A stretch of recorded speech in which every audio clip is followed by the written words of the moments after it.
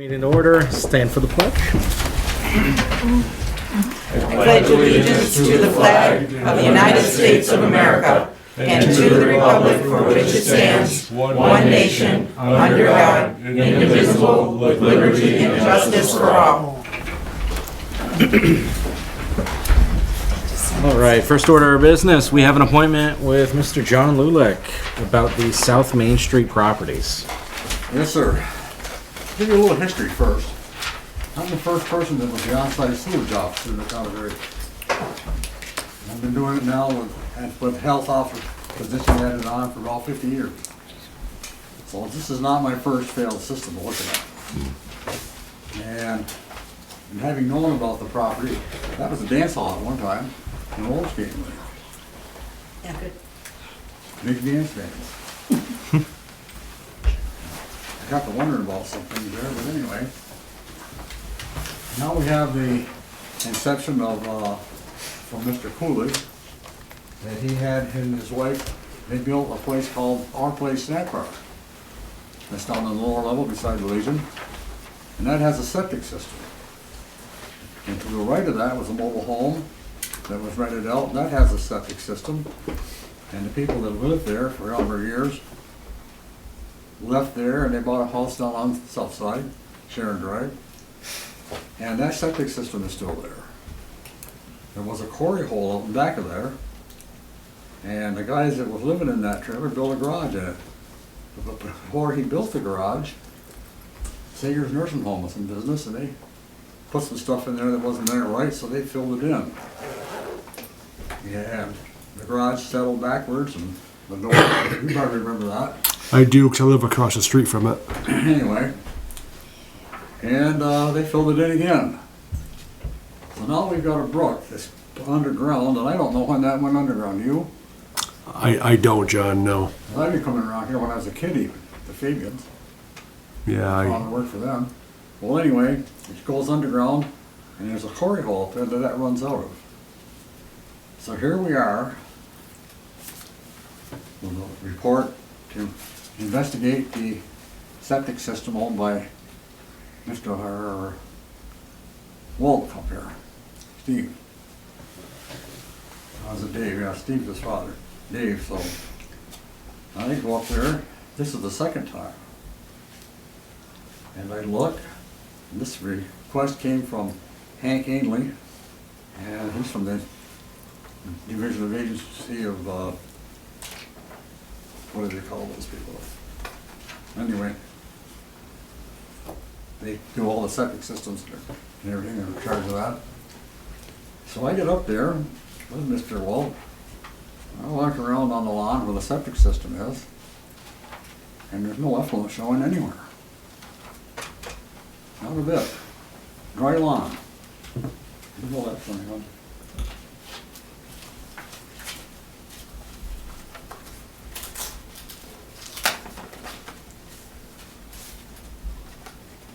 And these are the pictures that I took.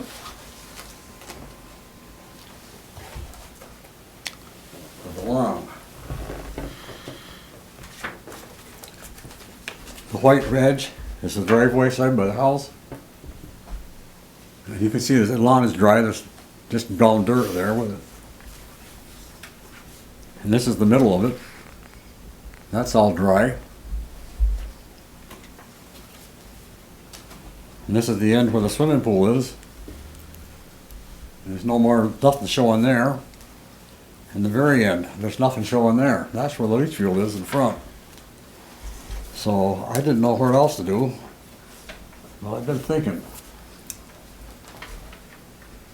Back when the Cooligs lived in the house where Mr. Waterhouse lives now, they had a place built, Our Place Snack Bar. And that has a septic system. And it was a snack bar for 2 or 3 years. And then it was a daycare center for a number of years after that. And then there was a mobile home over there a little further where the quarry hole is. And that was owned or rented by Mr. Wood and his wife. Mm-hmm. I don't know how long they were there, but it was a long time. And anyway, they bought a house down on the south side, Sharon Drive, and the trailer was taken out of there. And the garage that was there that fell over backwards and where the cornhole was filled in originally, was taken down and stuff, and they filled it in again. And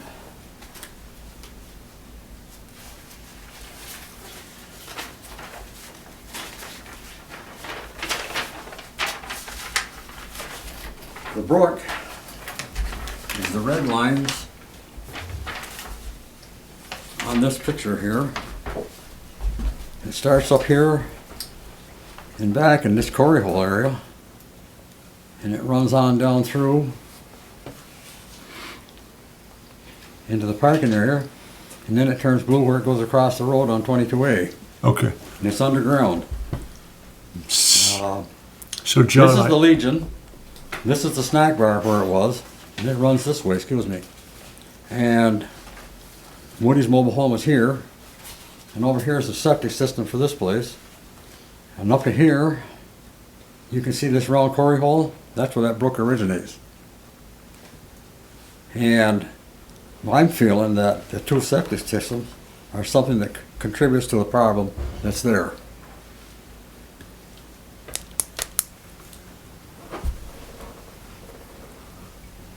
Where's the problem coming out? Where is it being? It comes across 22A here, behind Junior Believers. surface? so what's the actual issue? What do we? Well, they said that Dave's place up here, and this is where the septic system is, his house is here, and Is his the one that supposedly has failed? yes, but it hasn't failed.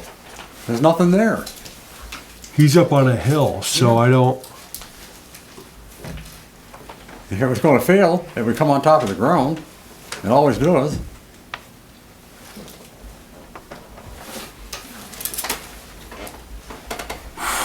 There's a problem there. It's gonna take an engineer to come and do a whole bunch of engineering.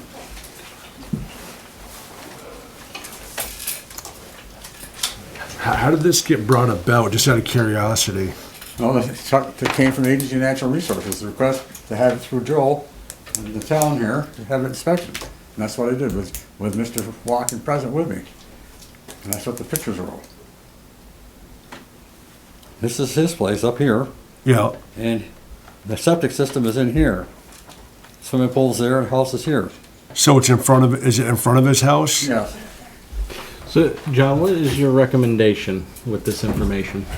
That it be retested just above where that red line stops, going up the hill. Mhm. Because that would tell us if it was coming from Mr. Walk's place, maybe even the quarry hole up there. And who would do the testing? Would we do that, or would the state do I that? think the state would do it. Okay. They've done it previously. And who would arrange that? Is that Well, something Mr. you would Ailey says arrange, that, I called him back and discussed it with him, or- Okay. and he says, well, maybe in a couple of years we'll do it over again. Oh, So that's convenient. who's Mr. Amy? He works for the Department of Environmental Control up there, Okay. and he's asked Boomer Building. Perhaps we can see if we can make a request on our end and apply some pressure if it Yeah, needs to Joe could do that, I'm sure. be. Yeah, I think we can. Cause you got Mr. Ainley's telephone number, Joe, if you haven't, I can get it. No, I haven't. Well, I can get that. So I just got a question. When, I thought the state of Vermont took over all these septic inspections. They did. Years ago, but quite a few years ago. Yes, they did. But they requested, they did an inspection, the state Yeah. guy did. Yeah. Then they requested the town have somebody else do it. This is the second time I've inspected it. How long ago before did you inspect Last year. it, John? Last year, and it was. Same way. So my feelings are, because of the snack bar being where it is, and that mobile home being where it was, and what was added into the quarry hole before it was filled in the first time, and then the second time, and of course we had the garage did tip over. You can still see the Yeah, where it's Well, all it's settling still still in there. that quarry hole. Do they actually use that septic system at the snack bar? yes, They do. because they use that for storage, washing their hands and whatever bathroom privileges, I guess. But I Yeah. think customers use a porta john. They have a porta john. there. Yeah, That for I that. do know. I think it would just be the Just the employees. employees. But,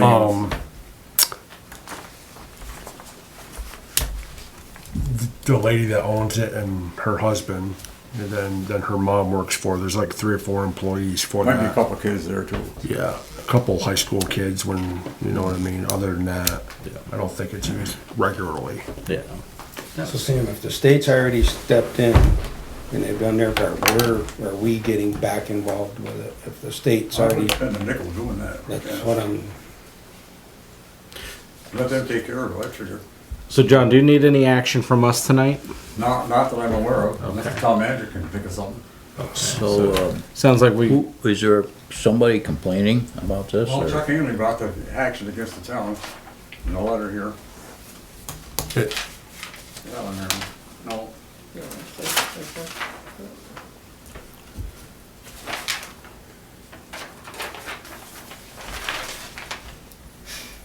Yeah, I'll look at it later, You wanna give it to him? I don't unless have you wanna copies. pass it around now.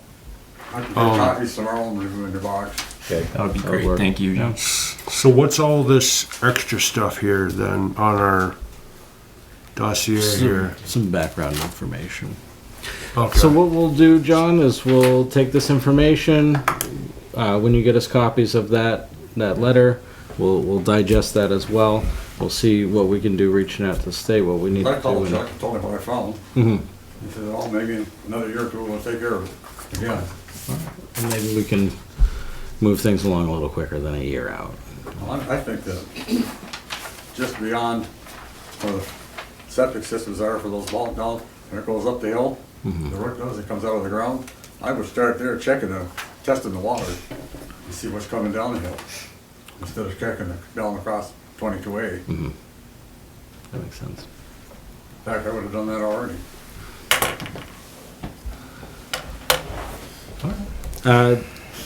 Any other questions for Mr. Lulek? Anything else? No. All right, thank you. All right, thank you, John. Sir. Thanks, John.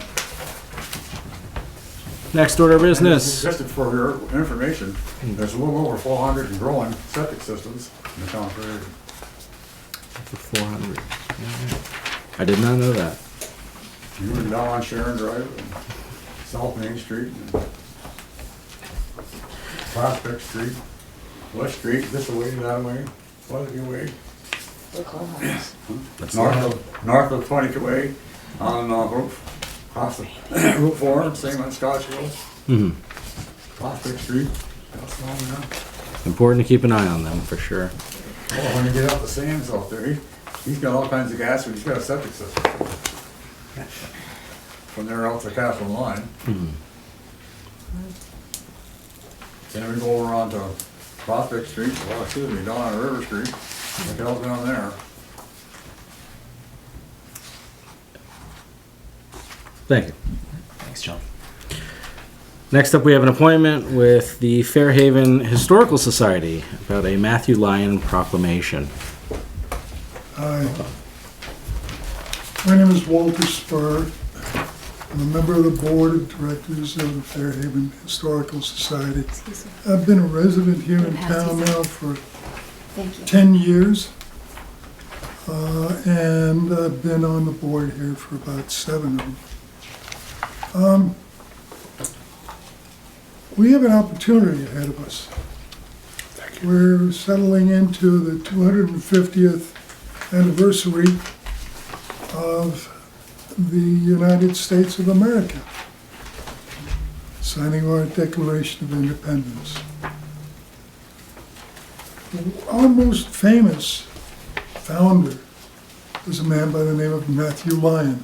I think everybody here knows Matthew Lyon's history, probably in great detail, but maybe not. If you have any questions, obviously we'd be happy to answer them. But what we really are looking forward to is a day set aside to celebrate all he did for this town, the state of Vermont, and the United States. He entered the United States as an immigrant when he was 14 years old.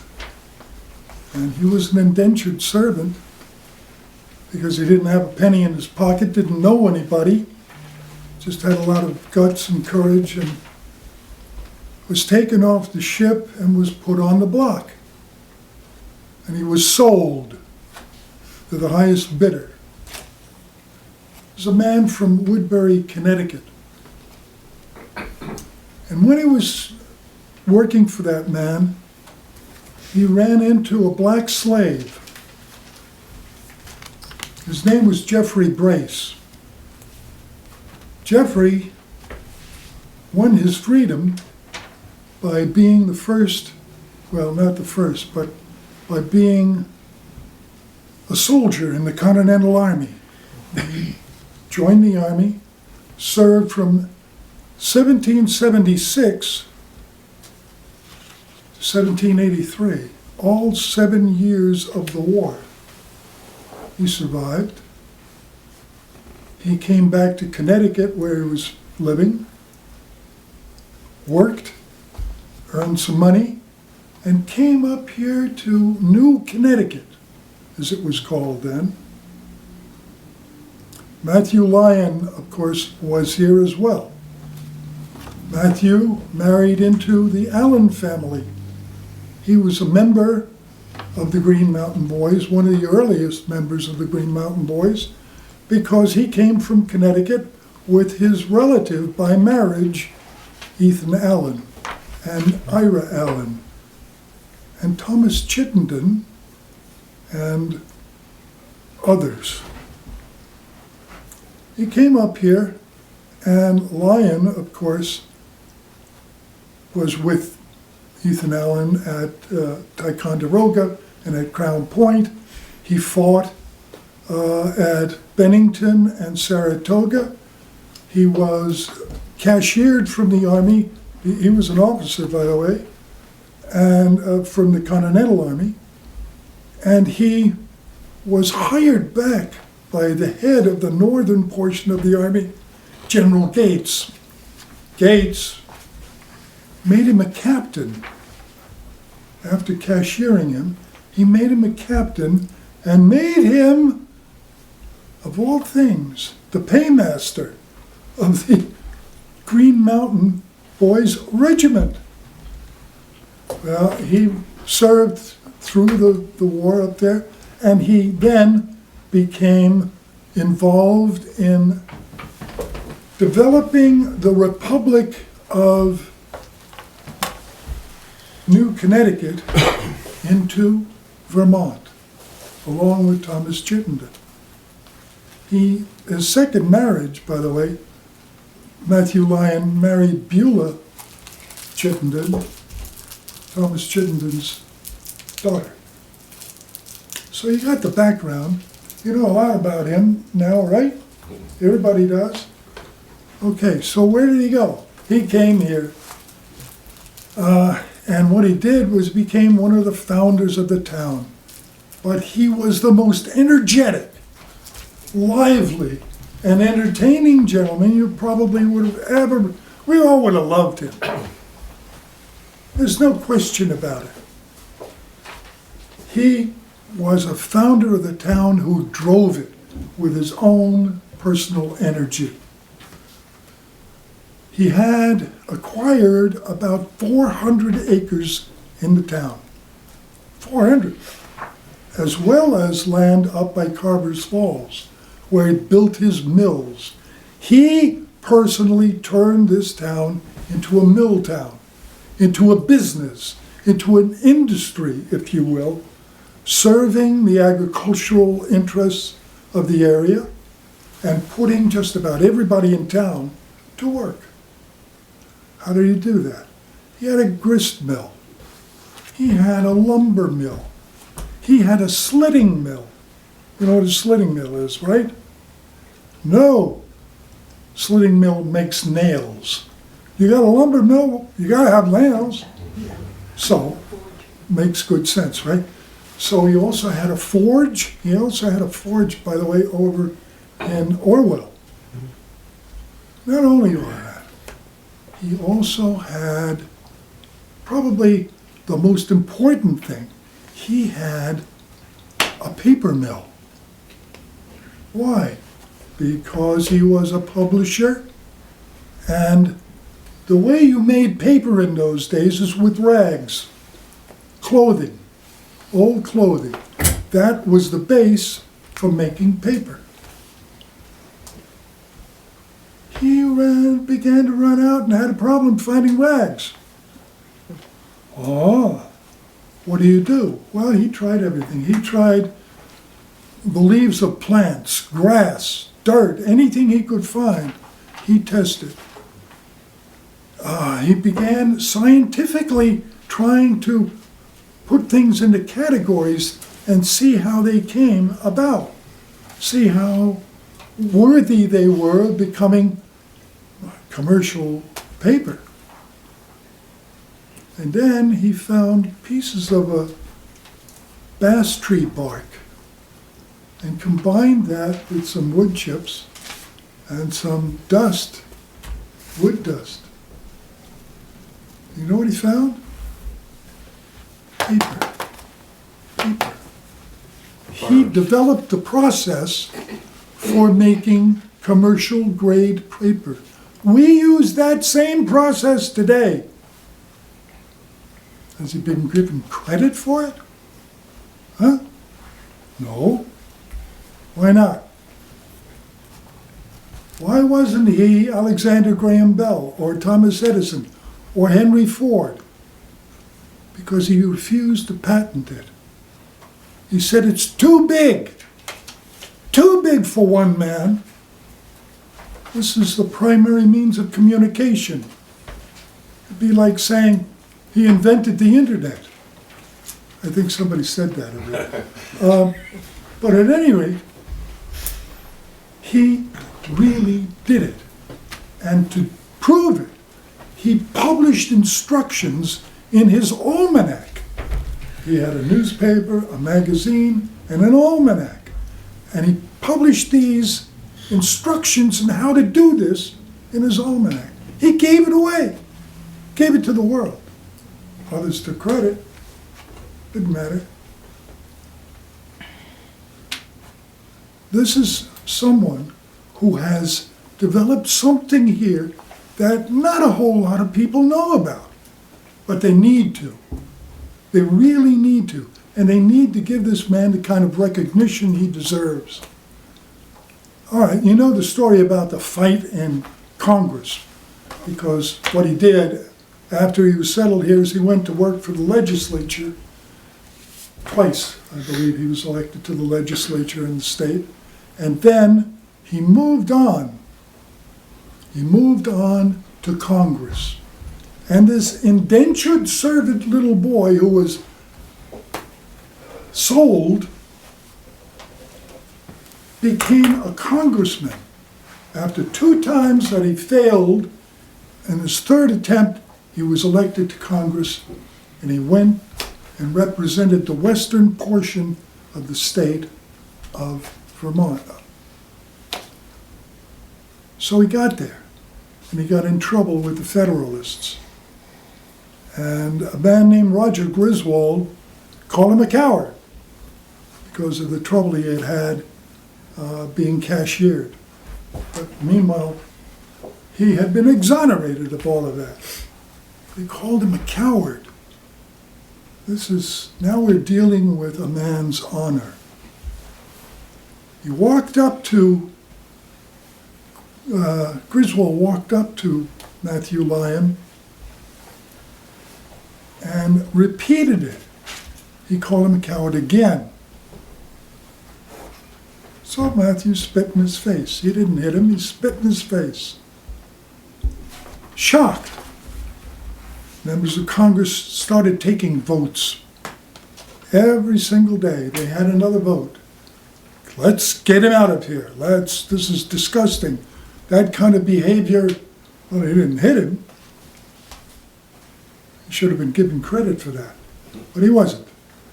At any rate, about 2 weeks later, 2 weeks later, Roger Griswold, the representative from the state of Connecticut, who was a Yale-trained lawyer, who was from a wealthy family. Now, if you know wealthy families in Connecticut at that time, they all owned slaves. Slaves were all over the place, in every single state.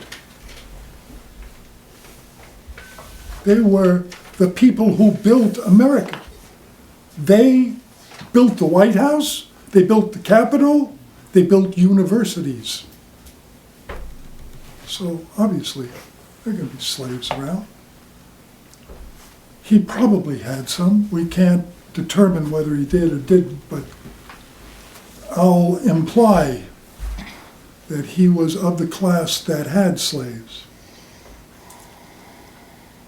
Griswold left the chamber and he walked down Chestnut Street to number 48, where James McAllister had his store. James McAllister was meticulous in recording every single sale he made. He sold a walking stick, heavy ash walking stick, to Roger Griswold. Now McAllister is best known for having been an optician who created something called bifocals that were invented by a fellow who also lived down there named Benjamin Franklin, who, by the way, in case you didn't know, owned slaves. Benjamin Franklin was a slave owner, as was George Washington, as was so many. I believe it's 12 of 18 presidents owned slaves. Now, Griswold came back, walked up to Lyon, who was sitting at his desk and was writing letters, and began beating him over the head with his cane. This is 2 weeks after the spitting incident, because it was a matter of honor. Griswold had to do that. He didn't have any choice, really. You know the outcome of it. The votes were taken to throw both of them out. And you know what? They failed too. Matthew Lyon continued on in that role until he ran afoul of President John Adams. John Adams, the founder, the real founder of the revolution. Now I know I'm over my time, and I apologize, but we have an opportunity here to create a celebration of a man who deserves it, who really, more than anything else, deserves this recognition. He did go to Kentucky. He did have slaves. I have the proof right here. I've got a copy of the census of 1810 that says he had 10 slaves. I've tracked down 5 of them. I've been studying this guy for 2 years. I tracked down 5 of his slaves, and the stories are unbelievably similar. What he did for those people who were indentured servants for him was he gave them hope. He gave them a path to freedom that they never would have had. And when they served their time, they stayed with him to be his employees. They didn't want to leave. Except for one. His name was Richard. He was a field hand. Richard refused to work for his previous owner on Sundays because it was against God's law. And so, Richard, when he had done his time and paid himself off and was now free, he stayed too for a while. But when he left, he went to a seminary, became a minister, and had his own congregation. At any rate, I had these stories. and they're true. They come from Lyon's own daughter. Her name is Anne Lyon Messenger. We have a fantastic opportunity to create an event that will draw what this town really needs. 135,000 visitors came through the Welcome Center up there on Exit 4. 135,000. I didn't see them. Did you? I hope we had maybe 10%. That'd be fantastic. What we want to do is create an event that will draw, that will have people coming to this town every single year to hear what Matthew Lyon had told John Adams when he left. He wrote him a letter, and that letter we would like to have read at this event. And you'd be surprised if you haven't heard it. It is the most up-to-date letter. Could be sent to any president today or in the future. Thank you. Yes. That was good history, Walter. Thank you. I learned a lot about Matthew Lyon. So now that we all know that, what are you asking the select board for tonight? I am asking the select... In brevity, what are we asking the select board? In brevity. That's not me. But brevity is not my middle name. What we're asking is for the select board to make a proclamation to proclaim Matthew Lyon Day. One day, just one day, Matthew Lyon Day on Saturday, July 18th. And thereafter, the third Saturday in July. Third Saturday in July. Could I ask a question? Absolutely. Why that day in particular? He's actually born on July 14th, but that's in the middle of the week.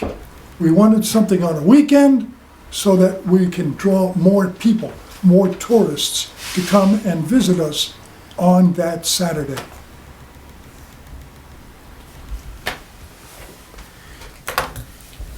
Walter, could I just add something? Please do. I'm Judy Sheldon. I'm a member of the Historical Society.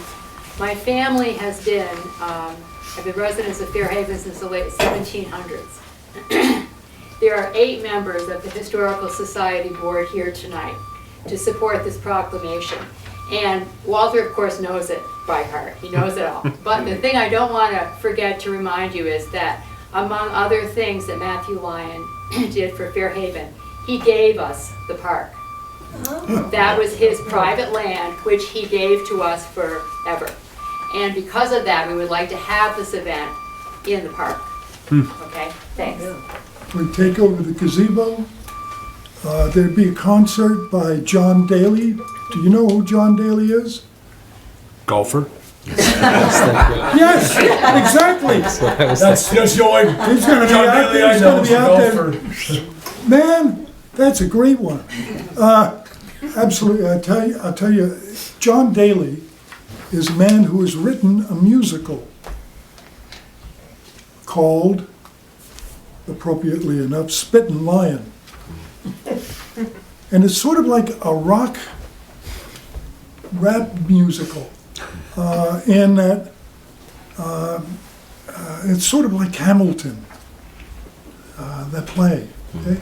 He is the same way, and he has composed this, and the premiere of that musical was performed in the Congregational Church over there, behind me.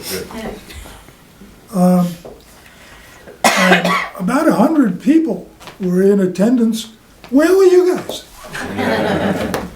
Seriously. I was there. You were there. Yes, you were. I remember seeing you.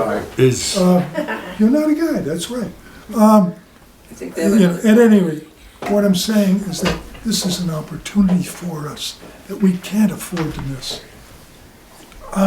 there are questions about it, obviously. Definitely. You know, there are people who make knee-jerk reactions and said, we have to take down his portrait in the State House, put it in the basement and rewrite history. No, no, no. I know who he was. I really do. This man gave people a path to freedom. That's all. He'd never get elected, and he was elected 4 times out in Kentucky as a representative. They would have tarred and feathered him and run him out of town on a rail if they knew that he was maybe a closet abolitionist. And that's the truth. Thank At you. any rate, thank you Thank you. for being so patient with me. So what do you want in the park on that particular day? Like a little, like a fair type event, you know, folks gathering and food and drinks and, There's going to be a concert Yeah, by concert. John Daly, okay? who's a terrible singer, by the way, with the golf club. Anyway, That's your thing. And he's going to give a concert, and what he will do is he'll also read the letter to John Adams that was written by Matthew Lyon. okay. And the Historical Society is prepared to do all this Yes. preparation and Yes. follow it through. I live for it. I live for it. So you're looking for us to say yay or nay on this? Is that what you're looking for? The proclamation, do you have a copy of it? You have it. Wonderful. If you've seen it, we ask that you support it. At least 3 of you. That way, we can move ahead with this. Thank you. So I think what Walter is asking the select board now is if the select board would like to now make a motion or to discuss reading the proclamation, and then if they approve of it, signing it and making that day the Matthew Lyon Day. I'm not here to twist anybody's arm. Yeah. I'm just saying it's an opportunity. So we have this proposal in front of us. Do I hear a motion? I think it's a good idea, honestly. Yeah, I think it's, Do you want to make a I'll- motion? Okay, I'll make a motion that, I think it's a good idea also. I think we make a motion to have a Matthew Lyon Day Matthew Lyon did. proclamation. Rich, is that a second? I'll second that. Do we have discussion? I get the impression there was some reticence on the part of prior boards to adopt a similar proclamation. Is that correct? Can I jump in? Yeah. There was on my part, so I do want to have a discussion on my end. I think it is important to not rewrite history, but to understand that we can carry both the good parts and the bad parts of history together. However, I don't necessarily think that we have to celebrate those who engaged in the bad parts, so to speak. I recognize what Matthew Lyon did for this town and for the state of Vermont, right? But I also recognize that he was a slave owner. And I do have issue with that. I can't endorse him wholly, right? If it were a proclamation for a Founder's Day where we recognized Matthew Lyon as being a founder with his flaws, that would be different in my mind than dedicating an entire day to someone who owned slaves. I know that's a small part of his history, but it's an important part of where we are at today to understand. So that's my piece. Certainly this is the will of the board. So I'd leave it up to folks if there's any further discussion or if we want to carry on with the vote. I appreciate how you feel about that. Again, it was the Washington Post that originally did the study and came up with 1,700 members of Congress who actually owned slaves. Mhm. Are we going to cancel President's Day? Because George Washington had 316 slaves and he never freed any of them, not one. I respect your opinion. I really do, Chad. I think you're terrific and you make a damn good point. I felt when I read that, when I heard about this about 4 years ago, and the knee-jerk reaction that came from members of at the State House wanting to stick it down in the cellar, I got, a little upset because it was trying to change history, trying to cover up the bad as well as the good. Yes, Matthew Lyon did the wrong thing, but he did it for the right reasons, and the 5 reasons I can name are those 5 that I've tracked down, whom he gave a path to freedom. I'm intrigued by Chad's suggestion that maybe the resolution or the proclamation be a recognition of the founders of the town and that it include recognition of Matthew Lyon. Is that a revision that you and the rest of the Historical Society might entertain making to this proclamation or to the celebration in general? Not to sidestep celebrating Matthew Lyon entirely, but to sort of contextualize it in that way? Is that... Were you suggesting that we celebrate Elizabeth Chittenden? Oh. There were 77 founders, 76 men and 1 woman. Thomas Chittenden was one of them. I would look to the Historical Society to maybe educate me in the way that you already have about Matthew Lyon, about who some of those other founders were. Well, it was Not necessarily in this moment. Yeah, right now we've got a motion on the board. As you say, there's a motion on the board right now. Dennis has got an idea. No, there's a motion on the floor. We gotta- Okay. Yeah, so it is up to the board if we have any further discussion or if we want to take a vote. Are we prepared to vote? So a motion is to endorse the Fairhaven Select Board proclamation of Matthew Lyon Day. We have a second by Mr. Greeno. All those in favor? Aye. Aye. Aye. All opposed? Aye. Aye. Motion carries. We have the proclamation. Would there be a good time to read this proclamation? I can do it right now if you so wanted. Let's do it right now then. So whereas Matthew Lyon was a significant figure in the history of the United States of America, celebrated as Vermont's champion of free speech for his staunch advocacy for democratic principle and civil liberties, whereas he was an impoverished immigrant boy from Ireland who was sold as an indentured servant but rose to prominence through his work ethic, relentless spirit, and dedication to public service, as well as his patriotism as a warrior with Ethan Allen at Fort Ticonderoga and an officer of the Continental Army during the battles of Bennington and Saratoga in the American Revolution. Whereas Matthew Lyon was a founder of Fairhaven and through his entrepreneurship developed Fairhaven into a successful mill town, built the first school and hired the first teacher, donated 10 acres of land nearby as well as land for the town green, and served as Western Vermont's representative to Congress.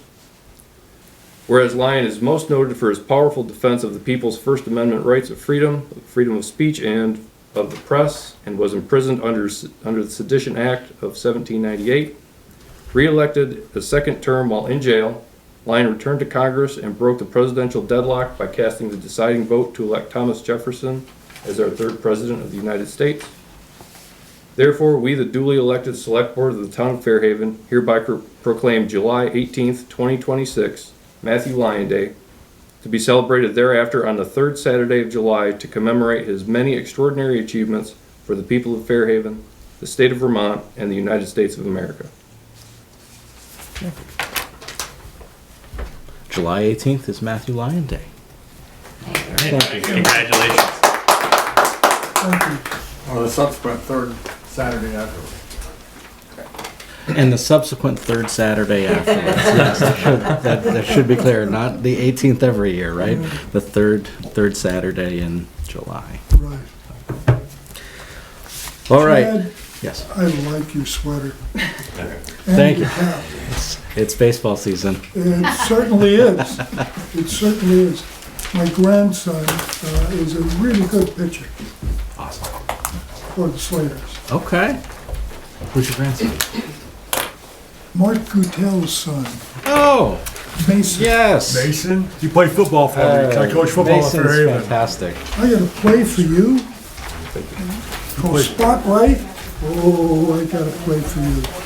It's for your tight ends. All right. Yes, he remembers you really well. Good. Cynthia, you've lost your audience. That's okay. We do have to keep moving forward, I apologize, but thank you. but thank you. Thank you all for giving us this opportunity. We will do good by you. But you see, Thank you for putting that together. All right. So we'll We work together. wait for folks to Just show told up. us what. Appreciate this, it's the first thing. Thank you very much. It's very kind of you. Give him the gavel. All right, folks, we're moving on. Give him the gavel. We have an appointment Thank with you, Walter. We'll see you.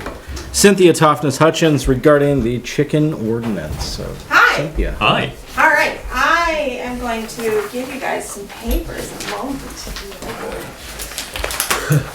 More papers. Yay. You're good. Okay. All right, first, here's the sign-in sheet I've been hanging on to. So I have a proposed amendment for the chicken ordinance. I've got a bunch of copies of it if you want to take one and pass it down. And then I also printed off 2 different towns, their zoning ordinances. One is Burlington, which is incredibly detailed, and then the other one is Castleton's, just because they're our neighbors. And their zoning ordinance is chickens are just domestic pets unless they turn into nuisances. So I didn't, for the sake of not wasting paper, I didn't print all of it off. All right, good evening, and thank you for allowing me to speak tonight. I spoke during public comment at the beginning of February at a select board meeting, and I met with zoning about a month ago about the chicken ordinance. I'm here to respectfully request that Fairhaven consider modernizing its current chicken ordinance. As it stands, section 910, keeping of animals, requires that no livestock or poultry shall be kept on lots of less than 1 acre in area, except for household pets. Owners may keep no more than 2 heads of livestock and or poultry of up to 25 birds. No new buildings for housing of animals or poultry should be located within 150 feet from any street or line or within 75 feet from any other lot line. No manure, dust producing fertilizers shall be stored. It's blah, blah, blah. While I understand the intent of this ordinance is to protect public health, safety, and neighborhood character, it effectively prohibits many village residents from keeping a small backyard flock. I believe this ordinance is outdated and no longer reflects how responsible backyard hens are managed today. It also creates inconsistency in practice. There are multiple households in town currently keeping chickens on less than 1 acre, and in many cases, they've been doing so for some time. There are even properties that are not minding the setbacks in the zoning and have more than 2 heads of livestock. Whether this is due to selective enforcement or informal tolerance, it creates confusion and undermines trust in our zoning processes. My goal is to not introduce agriculture into residential neighborhoods. My goal is to introduce clarity, fairness, and modern standards that are consistent with other Vermont towns. Backyard hens are fundamentally different from livestock operations. A small flock of 4 to 6 hens provides eggs for a household. They're quiet, contained, and when properly managed, they do not create odor or nuisances, and in many cases, they produce less impact than common household pets. This also supports families looking to offset food costs and provides a valuable opportunity for children to learn responsibility, sustainability, and where their food comes from. Many Vermont communities of similar size regulate backyard hens through practical limits rather than acreage minimums, if they regulate them at all. Larger communities such as Burlington and Williston have already adopted clear, enforceable standards that allow small flocks while still protecting neighbors. What I'm proposing is simple, reasonable, and balanced, allowing up to 6 hens per residential lot, prohibiting roosters, requiring secure coops located in the rear yard, a reasonable setback, such as 25 feet from neighboring dwellings, requiring proper sanitation and nuisance control, a permitting process, which makes hen ownership clear of the expected rules and regulations. This approach protects neighborhood character while supporting food independence and reasonable animal stewardship. Removing the 1 acre minimum does not eliminate regulation. It replaces a broad restriction with clear practical standards that are easier to follow, easy to enforce, and more consistent with current Vermont practices. Clear rules will improve compliance because residents are far more likely to follow the regulations that are realistic and consistently applied. I provided a proposed draft amendment for your consideration, along with examples from 2 other Vermont towns. I hope the board will consider reviewing and updating our ordinances so it reflects today's realities rather than those of decades past. I'm not asking the board to allow something new. I'm asking you to create clear, fair rules for something that is already part of our community today. Thank you for your time and your service to our community. Thank you, Cynthia. Thank you. Would you like my printout, my secretary? Okay, that's great. Does the board have any questions?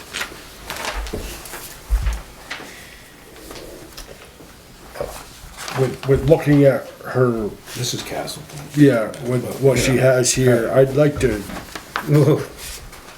look into it a little bit more before I can make a. Yeah, I think this, for me, this is a lot of information. that I thought Yeah, was appropriate. And I'm new to the board, so I'm trying to catch up on all of it. So, The second page, I researched a bunch of different towns.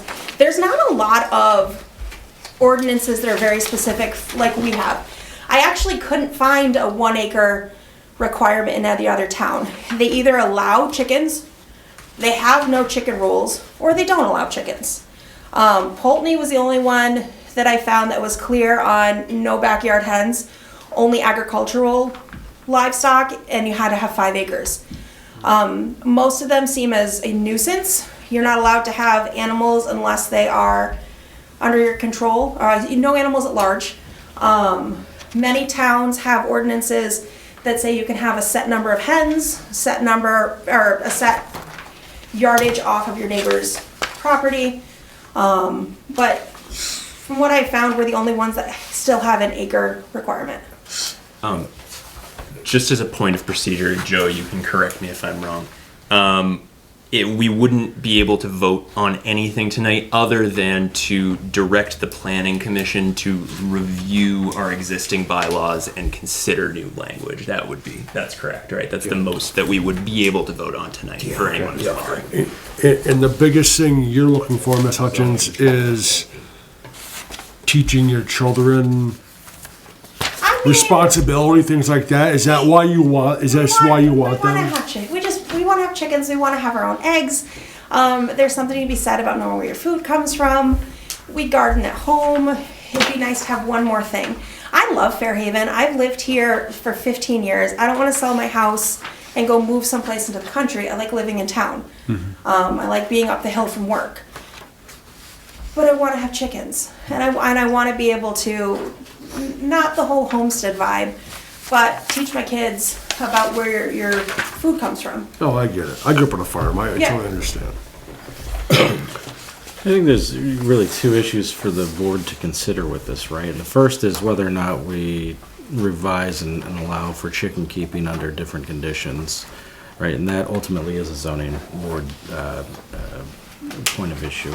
The second thing is consistency and enforcement of the ordinance, whether it's the ordinance we have right now or an ordinance that we would update in the future. So I think we've got to keep that in mind. I think it would be appropriate to table this, let us think about it, and then see if we want to make recommendation to the zoning board. Yeah, my couple questions are, number one, how old is this rule? The zoning rule. And number two, it's really limited, it's really tight. And just looking at these two quick, there's a large list of different animals. So it's not just chickens, I don't believe, where the issue would be. I mean, for you- what I'm for trying you, to yes, encourage, but it's but just chickens. This is 3 years old. Castleton views chickens But- and all animals as domestic animals. The Burlington one is backyard hens. I believe the current version of the zoning bylaws was revised and updated 3 years ago, but I would Okay. imagine that It's this older than was that, on the probably. books prior to that. I'm not sure I could say for I certain, think but so. Yeah. This, yeah. It's been there, predates me. we bought our house in what, 2017? It's been there at least that long. Yeah, it's been a while. So, but as to the exact date of origin, I'm hard to just say how long has without that really been doing some on the digging. books? And Yeah, it's been I do know. We might have to ask Matthew Lyon. Yeah. It's probably that old. He's right? probably We lost all our the experts. one that adopted it, so. But, you know, it's certainly don't think it something worth should be us worth it. considering and then making recommendations. So I appreciate you coming in and Thank you. actually having a suggestion of amendment Yeah. language. Yeah. That's So, incredibly helpful. What's the time, this is the third meeting I've been to. What does the timeline look for something like this? So there's no guarantee. Well, Zoning board. Yeah. Chad, you were about to I mean, when? So I think this is a discussion that we can revisit as a board.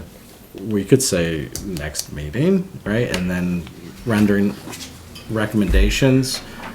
What the zoning board does with those recommendations, I can't speak to that timeline. Okay. the planning commission. The planning commission. I couldn't find anything online about like how small town government works, and how Fairhaven, the process is in Fairhaven. And I want to not be the squeaky wheel that gets the grease, but I don't want it to sit in a parking lot. Maybe I can speak a little bit more directly. So we could propose that the planning commission look at a revision. We could direct them with a certain amount of specificity about what it is that we would like to see. But then ultimately, we would still have to vote on that new language to adopt it as a select board. It would also then go to a waiting period where the town would be able to come in and potentially trigger reconsideration or even a vote down, potentially, any change to the zoning bylaws. So whatever the case, it's a lengthy process, and it wouldn't be. I would. Well, it won't be quick. No, I don't think. Okay. Sounds good. Can you keep these? Yeah, you can have those. Thank you. You're welcome. Thank you. Thank you. Did you get a copy of this for your, yes, we do have. Yes. Okay, good. Wonderful. Have a good night. Thank you. Thank you, ma'am. Thank you, Cynthia.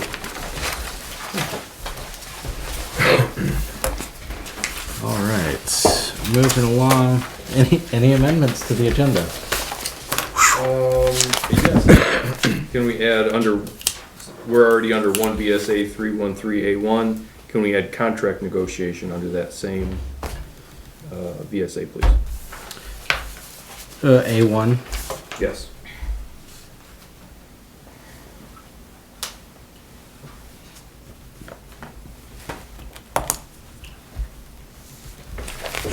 Any other amendments? Nothing. Approval of minutes from March 17th. I make a motion, we approve the minutes from March 17th. Do I hear a As second? written. I'll second that. Any discussion? Corrections, additions, deletions? All those in favor? Aye. Any opposed? The ayes have it. Department head reports. Oh, looks like you guys are stuck with me. You got no department heads. Okay, let's do even the chief's on vacation, so you don't even get a police report this I time. was gonna say I didn't have that in my. No, he'll be back, but not today. We'll do a little bit of correspondence. GMP has received their certificate of public good So you'll see up on Airport Road, just past the highway up here, they're actually working on that land to install the substation, new substation. So rumor was they've already been out there. We got a letter from the school. They're gonna have Apple Fest on September 19th this year with a rain date of September 20th, just as a heads up, and they thanked the select board for allowing them to have Apple Fest again. From my office, next water bill, you'll see your consumer confidence report has come out. This is something we do every year just to let people know that, hey, your water is clean. We met with the food truck frenzy committee last week. Those are being scheduled out. The first one is the first Wednesday in May. We did talk about moving the day because I understand there is a business in town that's a little upset it's on a Wednesday. But moving it to a separate day just impacts a separate business, so it's either we make that business mad or this business mad. So what we intend to do is offer all businesses a free table so that way they can come and be part of the 600 people in the town or that are visiting our town. Good idea. Yeah, you can make some money out there. Yep. We started to develop the water and sewer budget. That began last Friday. That is due back to my office on the 17th, so we're moving through that process. I talked to the state about the Class 1 paving. We walked down, Mr. Greeno and I and a public works gentleman. We were down there working. We saw some issues with the road that we wanted the state to understand or to know about.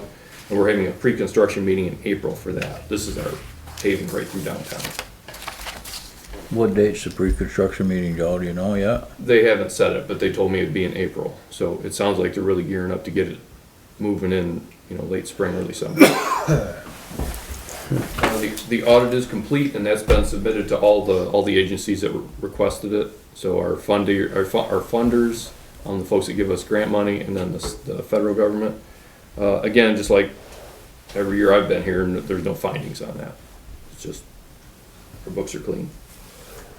We did get 3 responses for our housing RFP, the engineering. So I'll go through those and make a recommendation to the board. It's I need to read through these. So Good. Yeah, it is. That's promising. Yeah. Just some housekeeping. I did request some funds back from the MERP grant, so we're getting $31,000 back from them. As a reminder, that was a no match grant, and that a lot of that money went to insulating this building.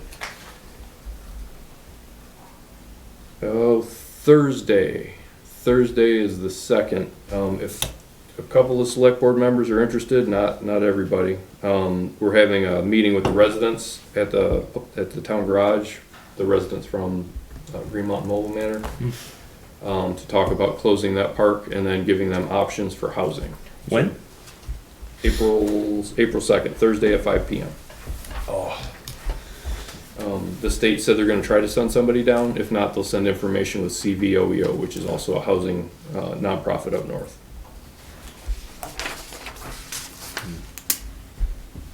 And we did, I think I mentioned it last time we were here, but we had the not Green Mountain Safety, Project WorkSafe come in for public works, and then VLCT was here, and we're still working through cleaning up some of those safety concerns, but those will be done in a couple of weeks. So all in all, things are looking good. That's all I got. Thank you, Joe. Yes, sir. Thank you. Looking like no old business. So let's move on to new business. We have cemetery deeds needing approval. oh boy. I'd like to make a motion to approve the sale of one grave in lot number 151, section 11, to Kazim and Noor Hussan for $545. Do I have a second? Go ahead, second. Any discussion? Sorry, Claire.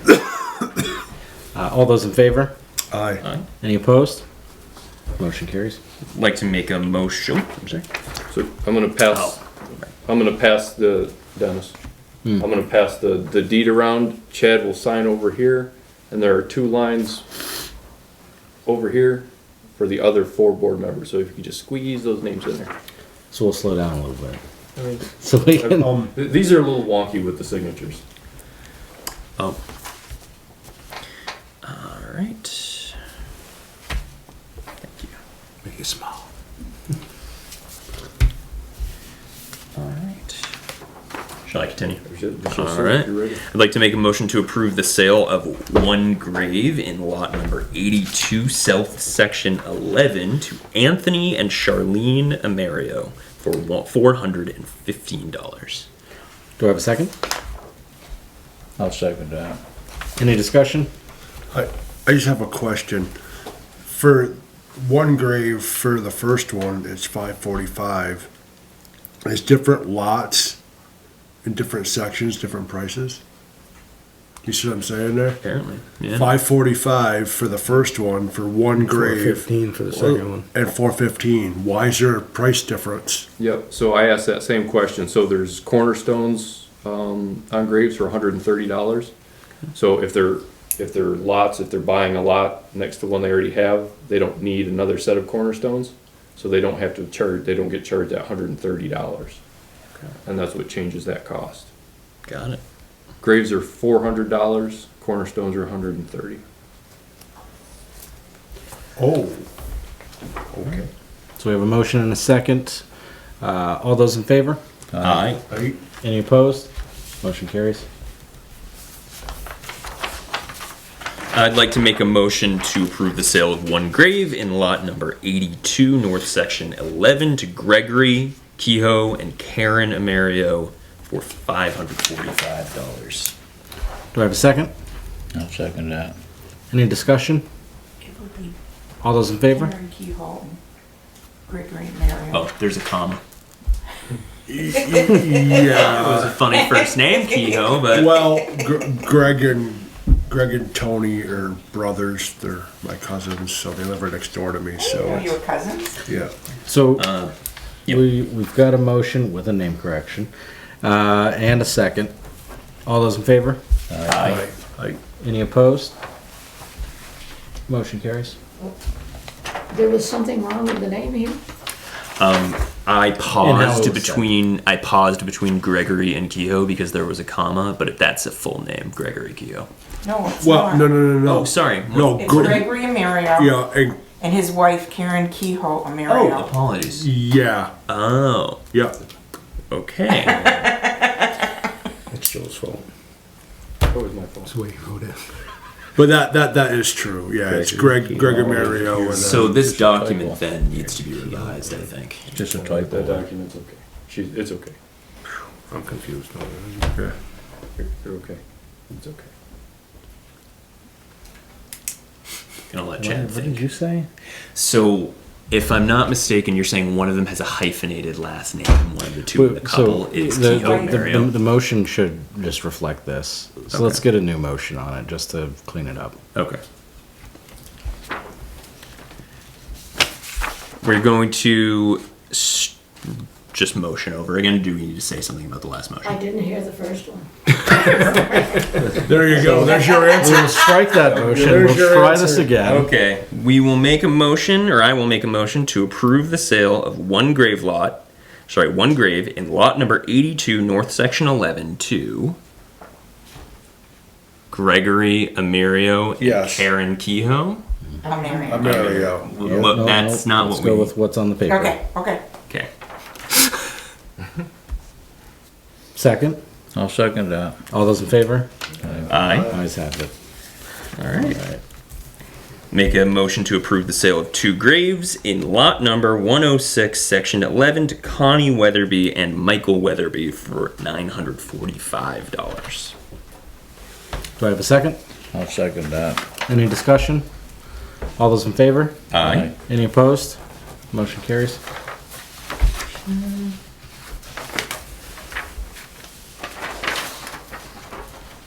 Make a motion to approve the sale of two graves in lot number 75, section 11, to Robert Bertram for $945. Do I have a second? I'll second. Any discussion? Is that you? Wait a minute. All those in favor? Aye. Aye. Aye, sorry. My The bad. ayes have it. I'm very sorry. I'm zoned. It's already been a long night. It's okay. Motion carries. I will make a motion to approve the sale of one grave in lot number 149, North Section 11, to Jessica and Gavin Ezzo for $545. Do I have a second? I'll second that. Any discussion? All those in favor? Aye. Any opposed? Motion carries.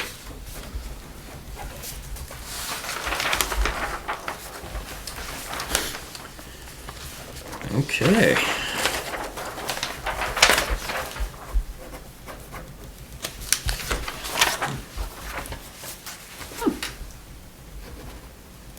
Was that for cemetery? Oh, that's the last one. Yeah. Sorry. That's all good. Cemetery fees, discussion and approval.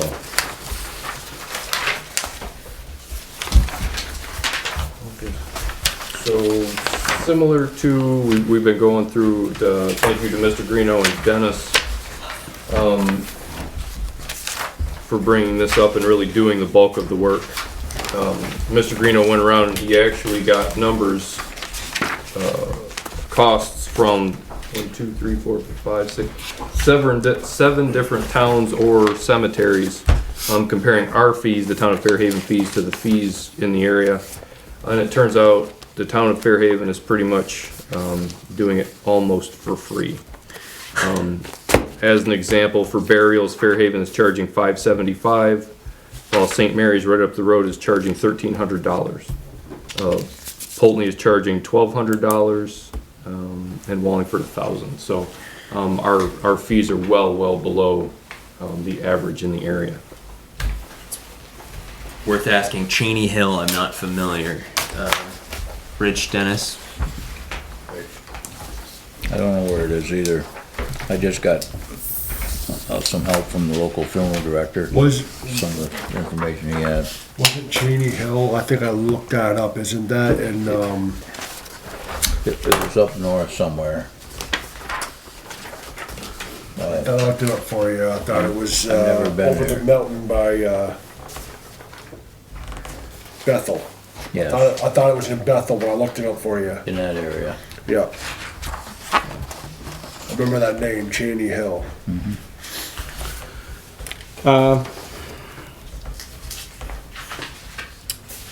Yeah, so we have, It's in Rutland. Yeah. Cheney Hill is? Cemetery in Rutland. There's a Cheney Hill, Cheney, that's how it's spelled, right? Cheney or Cherry? Cheney Hill, Okay. Cemetery, Rutland. Then there must be another one in Bethel then too. I think. Probably. That's, so what would the board like to do with this information? Well, I think we should go up some. I mean, I'm not saying go way up, but my opinion is prices keep going up and we just can't, we have to kind of move along with the times also. That's my opinion. I think no matter what it is, prices are high and taxpayers can't support us losing money. Yeah.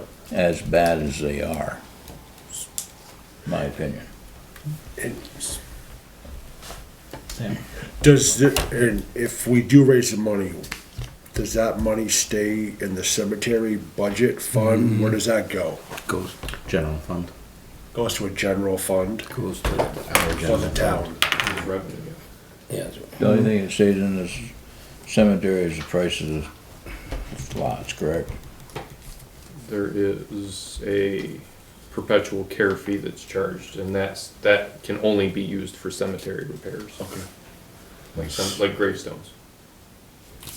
So if we decided to adjust the price, what would be a fair price or fair value price without going astronomically high? So that, yeah, thinking about cost of these services that we're doing, what would be your recommendation, Joe?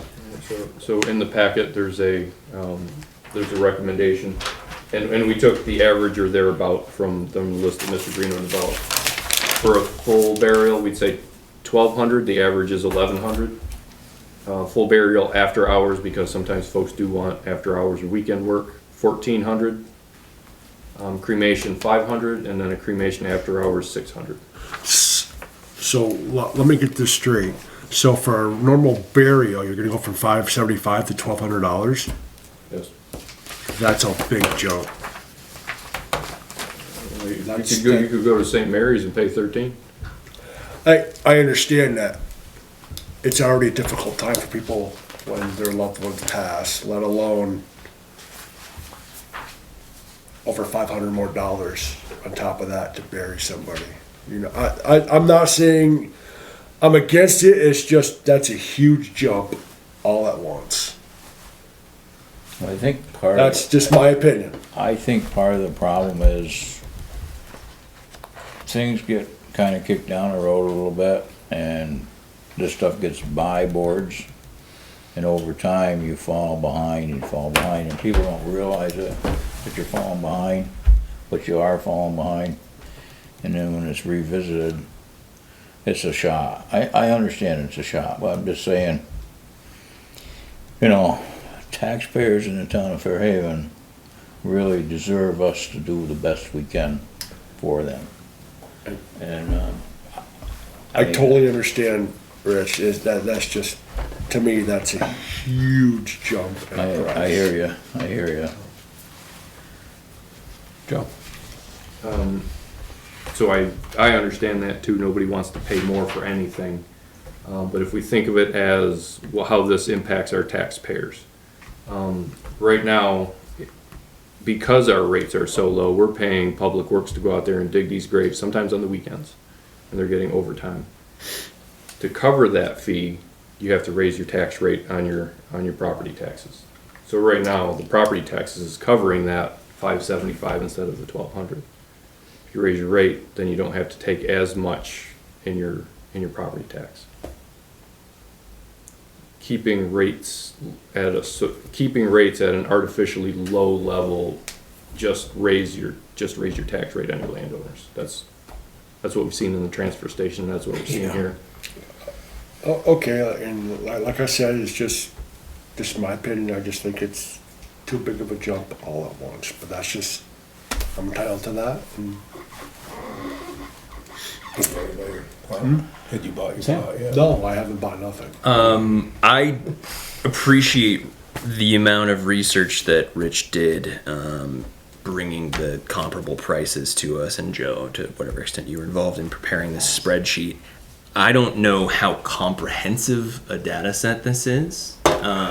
So just taking these numbers alone, sure, of this group of cemeteries, that would be the average price. But I don't know how that compares to the larger market. I don't know how many other cemeteries there are. And crucially, I don't know what the cost to us to perform each of these services are, to have a frame of reference for what we should be charging for them.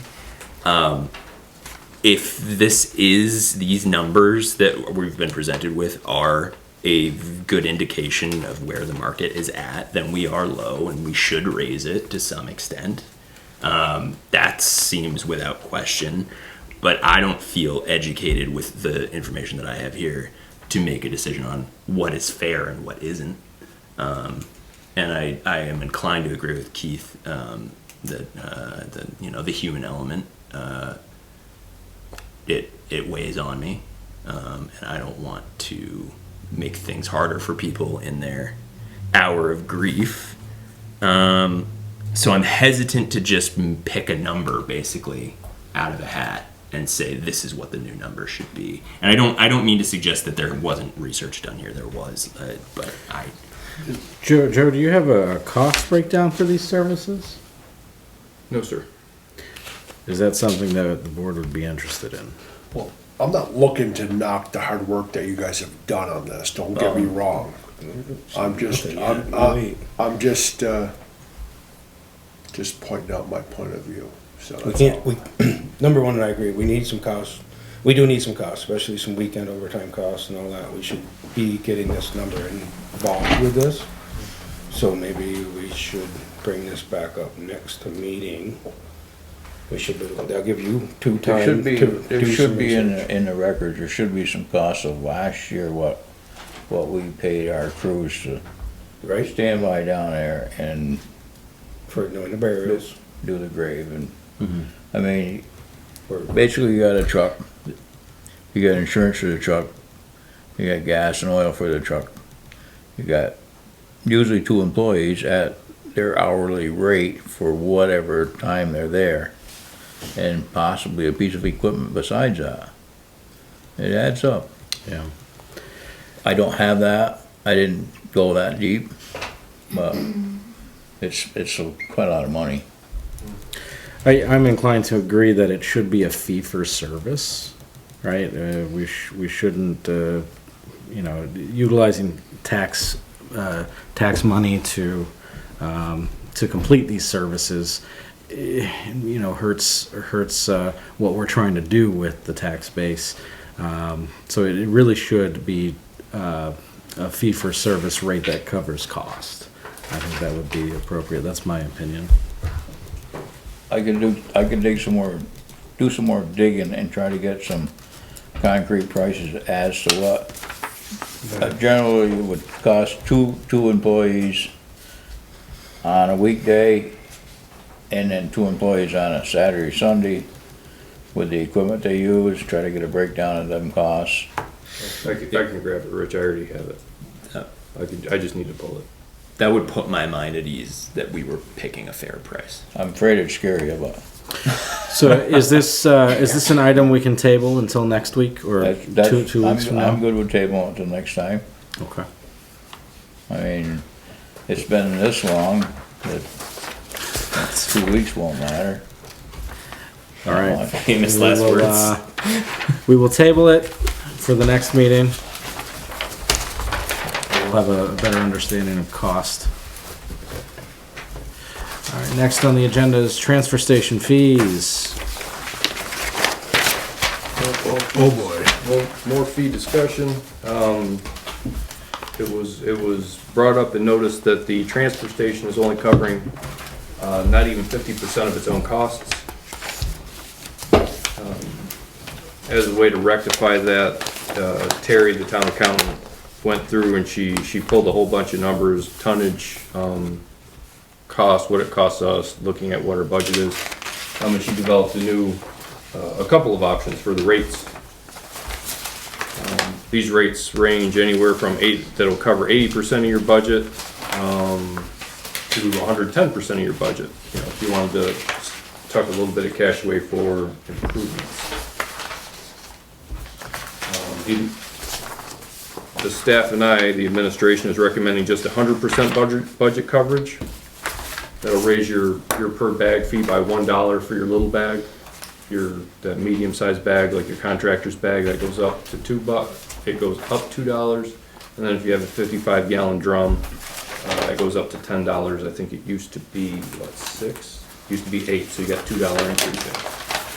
Overall, you see a scale fee of $340, and that currently it's $174.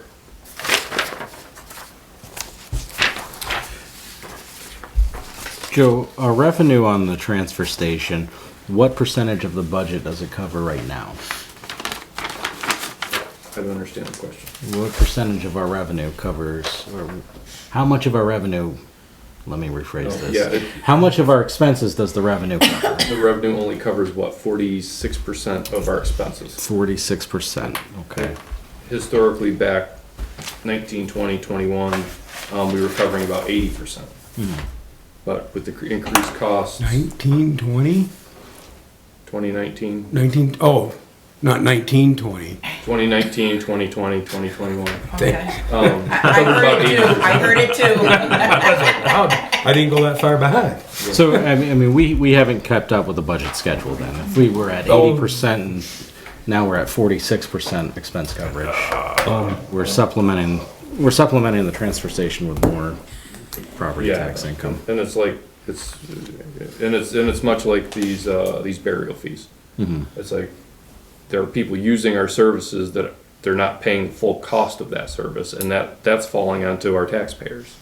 It sounds extravagant, or it sounds like we're trying to like raise rates, but it's only fair to the taxpayers.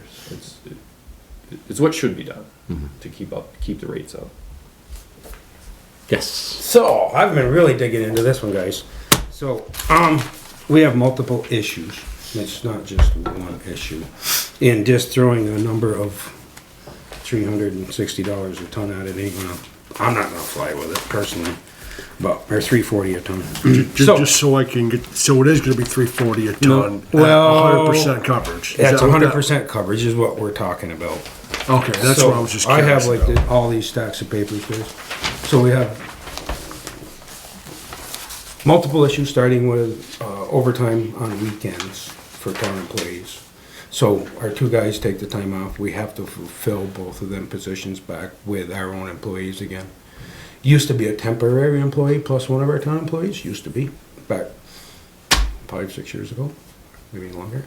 I think it was longer ago than that, It actually. might be longer than that. It was like 6-8 years ago. But so now we have two full-time town employees there. We bring two full-time town employees in on the weekends or when it's snowing out, and we have them go sit down there and work on overtime the whole time they're at the transfer station. So you look at the numbers for our expenditures out for labor is way up. Also, I haven't got the total number for labor out on transfer station. I know I was just looking at it here. It is high, but that's not the only problem. We're also paying a lot of money in transporting fees over a month's period. Terry did a wonderful job with the reports. It's a very large number of $221 for the trip fees. I'll just take the recycling bin for example. So the zero sort that we all throw our zero sort recyclables in, that little bin, that they're charging us $221 every time they take that little bin to Rutland that's full of air. There's not even enough to hit. It's a point number, not even a tonnage number. So To clarify, do they come and collect it even when it's not full? I was under. so we fill it, right? We Okay, fill it you up. just said full of air is why. I It's asked. full of air. All them containers are full of air. Well, okay. They have a lot But of- it is. I just wanted to make the distinction that It's not- it it's is not full of com- recycling. It's not compacted. compacted. It's not whatsoever, compacted. right? They're So, not crushed. That's understood. I just wanted to. so we get 0.79 ton in a load of, they're calling it mixed glass, or we found another one that they called it. They called them two different things for the recyclable. But it's both same price, 180 a ton, but it's 0.79 ton. We're not getting any weight in. It's just, second part of that is we have metal in that bin that they're charging us for. The tin cans, metal cans, any lids for your, that's all metal. We're getting charged 180 a ton for that. That should be going into the metal bin. That shouldn't be going into a recycle bin. That they're charging us to sort, which is another fee. There's a sorting fee on top of that. So, glass is going in there still. Glass is not recyclable anymore. To get it recyclable, you can't have a label on it, and it can't have any food waste in it whatsoever. So glass is a question of what do we do with it.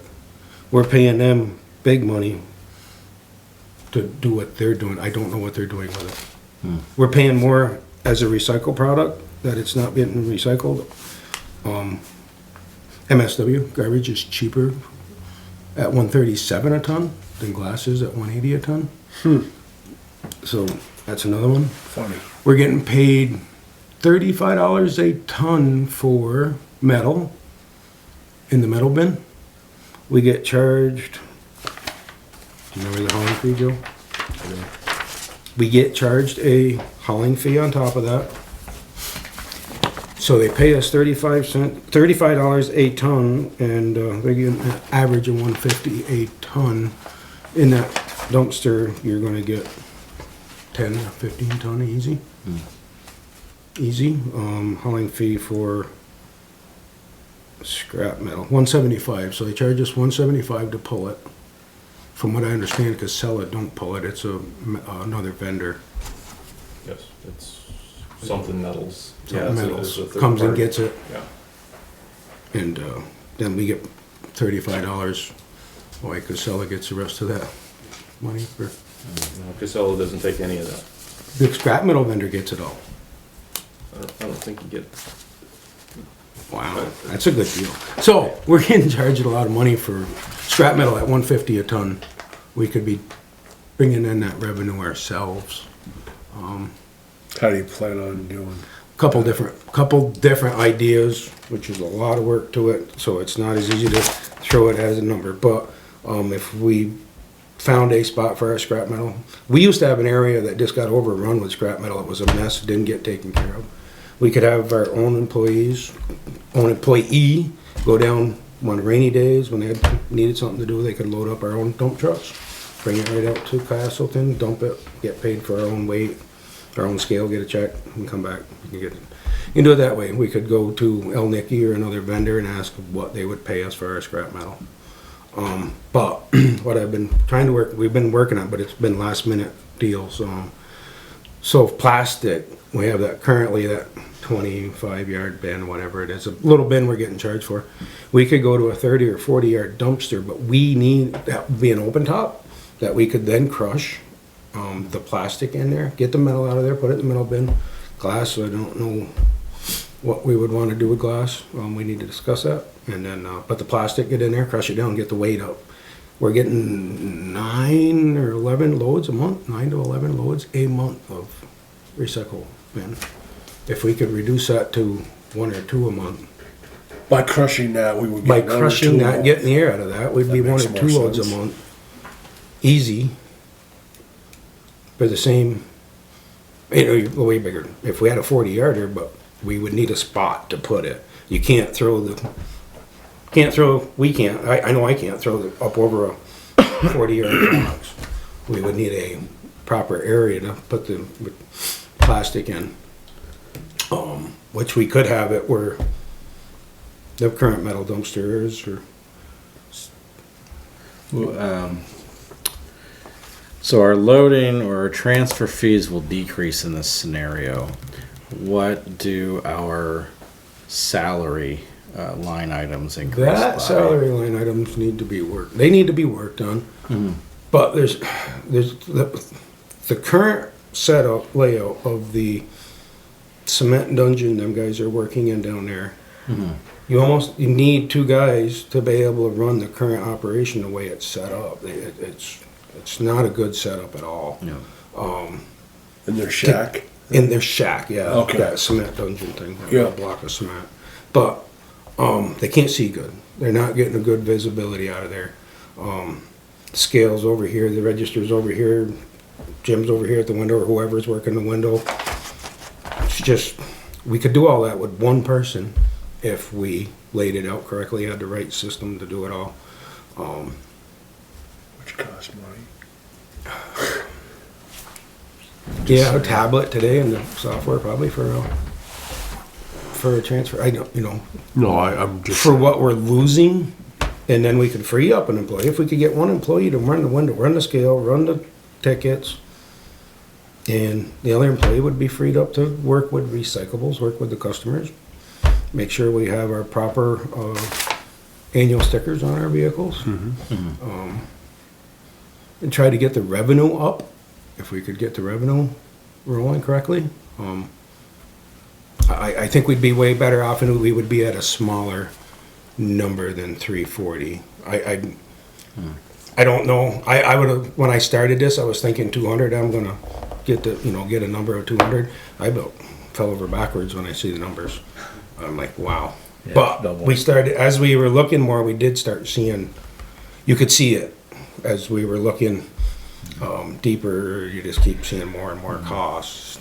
So 2 things that interest me with this is the idea of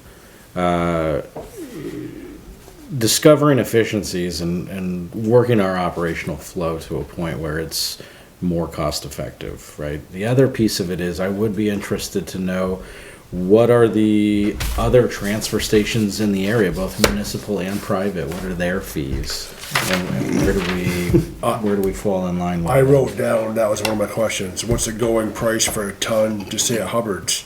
Because when I have a lot, I take it to Hubbard's because, in 125. reality, I think it's cheaper to go to Hubbard's, 125, I think. 125 a ton versus I can give you, 320. right now, I can give you Castleton's. I just took a picture of theirs last week. But theirs may be getting adjusted some, not, so you can't take this for gold. They're currently at they're less than us currently, so, we can't, their scale fee is, and I literally got this off their stickers. So their scale fee is 180 a ton, I'm sorry, 180 a ton. We're 176? Right, currently? I would be curious to know what their utilization is, right? How many folks are showing? One full-time? No. So big difference, big difference. They have a town that is 4 times the size of our town. So we were looking at numbers, I was working with their gentleman, we were comparing numbers. They do it themselves, they do hauling, everything 100% themselves. We are hiring Casellas to do ours, so. There's a big difference in them numbers. Is there a reason why we can't haul it ourselves? Do we not have the machinery or something like that to do it? You'd have to get a tractor trailer. You gotta get Okay, no, I wasn't sure, I mean. Then we'd that's- have to buy our own bins, and then we'd have to. Okay, I didn't realize CDL Castleton did operator. that. We do own some bins, but we don't own enough bins. I think where we're at as a board right now for tonight is discussing whether or not we want to make a proposal for increasing transfer station fees at the recommended 100% budget coverage, or if we want to table this, put together a proposal for efficiencies and endorse that recommendation for Joe to bring forward. Or a combination of the both. I'd like to actually make a motion to bring up the scale fee to 200 a ton. Okay. And also, Mhm. what's our window stickers? What are other towns getting for that window It's sticker? all over the place, Rich. They're all over the place. What's ours again? This is currently $7 if you buy it before July 1. July 1 and beyond is $10. So we gotta stop doing that. I know it's a great idea and it was a good pusher, but it was costing us money. So what- It did hit the number that I noticed, because I gave Joe, Times are tough. we're missing quite a bit of revenue out of doing that, so don't do that more. Would a fair price be 15? No. No? 20, I would 20, think- I would 30, think it- 40. Okay. Recyclable, so, no, wasn't sure. so here's my reason behind this. So, if we do 200 on the scale fee, that's your, your garbage and your C&D, In your what? your other stuff, the other bin, your wood, Okay, your all right. Construction and demolition. construction and demolition. And then, tires, we gotta get tires on there at the same time. But without rims. Yeah, no, that's. I would suggest that we not think of it in terms of which fees are fair.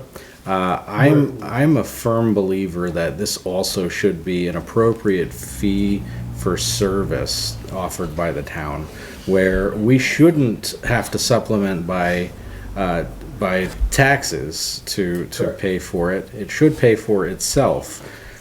I right now don't have enough information to adjust the fees if we know that efficiencies can be had. We can be had. Right, if efficiencies are had and we come back and we say, hey, we fixed it and this is the best that we can do as an operation, then we look to adjust the fees. That's where I sit today. Reason I'm even bringing this up was we're not meeting what we need. We're not even close. We're way behind, obviously. Them numbers are perfect to come up to zero. At her 100%, that is a perfect number. So if we don't do something anything, and we keep dragging our feet out, we're that much further behind. And I'm more pushing for a window sticker that's more like $40 a person come July 1 and not 10. The recycling fees are more than our garbage fees. So if somebody's not bringing garbage, they're using the bins or whatever, and they've got recyclables and they're bringing them down to our transfer station, they should be kicking in for the recycling fees. And do they need a sticker to come in and put recyclables in their bin? I don't think they. I don't think so. Right now, I think A lot people of them drive are. in, There's a lot of- throw them out, when they you know, were get them out. in their bins and leave, because recycling was thought of as a free product when this all started years ago. It's no Getting longer. paid for it years ago. Years ago, yeah. The only product we get a little money for is cardboard now. Not even. Right. No, metal. Metal, well, that's even, by the time trucking's done, you don't get that either, so. So is your suggestion to do some sort of increase and then 200. find efficiencies Yep. and then Then reassess? reassess, so 200 scale fee, 40. Effective immediately? Effective, well, we need to get the We're gonna have to do some education. H. No, I just want We to gotta make get- sure it's not Yeah, I like, can't do it like tomorrow. okay. I Plus, know, we I got just wanted to $1 double punch check. tickets. Jim will have carpal tunnel by the time he gets through the weekend. No, So- it'll be fine. So this would effectively be a $26 increase on the tonnage Tonnage, and yep. a $30 increase on the sticker. Window sticker. Okay. Maybe a 3-month 26 lead So we're going, At least. or July 1 start. For July 1, that's when the new window stickers would be out.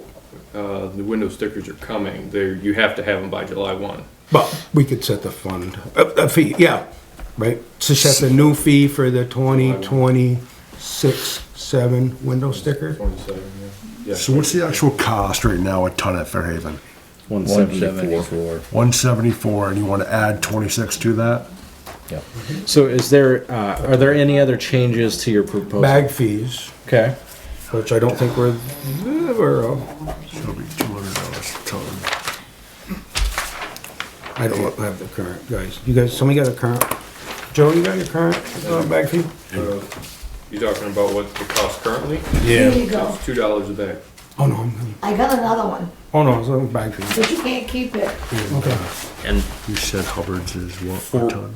for what it's worth, the one thing that bugs me about our proposal here is that the bag fees don't divide evenly into the punch card total. It's small, but I agree with you. I don't like that. And they went to the $1 punch cards to kind of get away from it. I think they should have went more of a $2 punch card with the equation being in between 2, 4, and 6, or 2, 10, 2, 8. $2 punch cards at one point? We used to have did. $2 punch cards. The board voted to go away from the $2 punch cards. It went to a 1, so we use Just- that many more punch cards Well, now. the reason, And our revenue's down on punch cards now too. the Well, history. the cards themselves are the same value, are they not?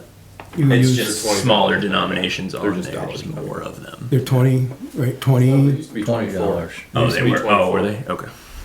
So what would your proposal include for bag fee changes? Even number, so we could go back to $2 punch tickets. For a 15-gallon bag? Or you're suggesting even $2, yeah, $2 punch tickets? Where's, what are we at, Rich? So are you suggesting $2 for a 15-gallon bag or $4 for a 15-gallon bag? Oh, I don't have an objection to the cost of the bag if the denomination of the cards. So my suggestion would be future orders of cards we increase to a denomination that's a multiple of the minimum bag. Right. So like in the future we might do $30 cards instead of $20. $2. I see See what I'm saying? But That doesn't have to happen we're, right away. this is 100%. We're not at 100% with the scale fee. We shouldn't be at 100% with the bag fee. Can we stick with the bag fee where it's at, 2, 4, and 6? That's your proposal. 2, 4, and You 8, can- I'm you can sorry. stick with No, what do you guys, I was looking for, yeah. Right now, it's 2, 4, and 8. The new price was 3, 6, and 10. Was at the 100%. And I know when the math was done, 100% did equal $340 at 100%. So tonnage wise, when we were doing the math. Correct. Am I saying that correctly? Is divided by the tonnage, less Tonnage. the recycled. So to keep that fair, Just for instance, this hasn't been adjusted at all since 2018. Even before that, Herb, the gentleman before me, I think he adjusted it maybe his first year, so it's been something like Okay. 10 or 11 years. and then last year there was no adjustment made, just the punch card got changed to $1 fee. Change, instead well, of the reason we changed the punch card to $1 was a lot of the Weight slips. bags were in between. $3, Yep. but they couldn't charge 4, so they charged 2 on their punch card. Correct. So we decided to go to the dollar card so they could do the proper number of punch, so we wouldn't lose quite as much money. That was the idea We're behind that. definitely losing more. It shows it in the last 4 or 5 months that we lost a big charge again. It's a lot of numbers to look at. It's just, Terry's done a really good job. What? But, So for your proposal, do you want the bag fees to be reflective of the 100% budget coverage? no. I have a question though. Here it says $24 for a punch card, and over here you have $20 for a punch card. The old one is outdated. It's not 20. It's not 24 for punch card anymore. The new one, that's The what old, the old punch card was 24, but there were $2. It's really- punch cards. Sorry, it's just confusing. Yeah, I know. That's all. And, It's just confusing. but there was less punches on there. Okay, all right. So if I could offer a suggestion. Yep. $200 a ton will, I mean, that, all of the numbers that you see here are all derived from using the tonnage. Maybe if we let Terry go back through and say, hey, we want to use $200 a ton, make these numbers work with $200 a ton, and then you actually have your real solid number. For what Just- it's, I mean, it could be $3 a bag at $200. That would be more accurate. Yeah, it'll just be more accurate and fair instead of saying just throwing numbers at it. That makes more sense, in my opinion, that would make more sense. I thought we were suggesting 200 a ton as an immediate Scale change, as a fee. stopgap toward a larger increase down the road. pretty much Did I that. misunderstand? that part is, and I do want to stick with that. I do believe I really, That is. we need to do this one piece of this at a time. Mhm. So, I make a motion, we switch the scale fee to $200. Give them, how long do we need to give a notice for it to go to $200 a ton? We should pound something out for at least 2 months. 3 would be better. Holy moly. So, In Ju- 3 months, people will say. So we- nobody by told me. July 1st then? Well, we might as well July just, 1st would be fine. I just pull it, and bring it back to the table and look at the numbers again. So if Because if folks we're are- gonna wait 3 months, let's just do it right in the next couple weeks here and get it done, hashed out and finished. Yeah. Yeah, we can't keep changing the numbers can't keep because changing people the will be numbers. they're gonna be angry the first time. And right. if we do it a second time, they're And gonna a be even third. more, yeah, they're gonna be even madder. And then we're gonna have trouble with people not taking anything, Yeah, that I'd was love just gonna you. be thrown around their houses. Then we're gonna have issues, even bigger issues then, that we don't need. Yeah. So if you roll out like the $40 Windshield. stickers on July 1, that's when the 1% starts. People are really, they're already pissed off, angry. I told Sorry. you that already. They're already angry. Well, they're the ones that voted for it. Stop. Well, I did. I did. Oh. But, It's a lot. right, so how's that gonna reflect? I mean, I don't care one way How- or another, but, Can I ask a question? How do you, I feel the same exact, I said this to Joe yesterday, but how do you feel as a tax, so we're paying the 1%? We still gotta pay for the transfer station, to run and operate. I That myself 1% don't don't go mind. nowhere near that money. That No. money don't go to that whatsoever. No, So no, our I'm just transfer saying that'll station. be added on to it, and then people will be even Correct, angry. correct, but we still have the 1% to do our infrastructure, roads and everything. We still have to keep the transfer station running, and we shouldn't be putting it on to the taxpayers' pockets that don't use the transfer station. And that's why I've been beating my head so hard to try to fix some of this. Right. I use it strictly for cardboard. I only use it when I So- have enough to Why put on my should your trailer. taxes budget taxes be paying for that? You're paying like 60% of it right now? The way Once it's a year we going? raise their some out, but we still buy it. I mean, I don't mind the 1% myself, I maybe use the but I'm transfer just station thinking what twice a year. everybody else It's just, is. With that big a Makes it jump. easy. it does. Refresh my memory, if you would, Dennis, the scale fee at Castleton that we were using as a comp. Do you recall what it is? Yeah. Oh, you had it in your, I I thought you took had a it, I thought picture. you had it in paper. And I asked that question because if anything, my understanding from the discussion so far is we're proposing a new scale fee be voted on tonight. I am not eager to increase it again in the future, and it seems as though it is far lower than it needs to be, and maybe 200. They're currently is not at enough. 180. 180. Correct. Oh, okay. Well, take back They're a what I little just higher said. than us right now. But Dennis has pulled his motion.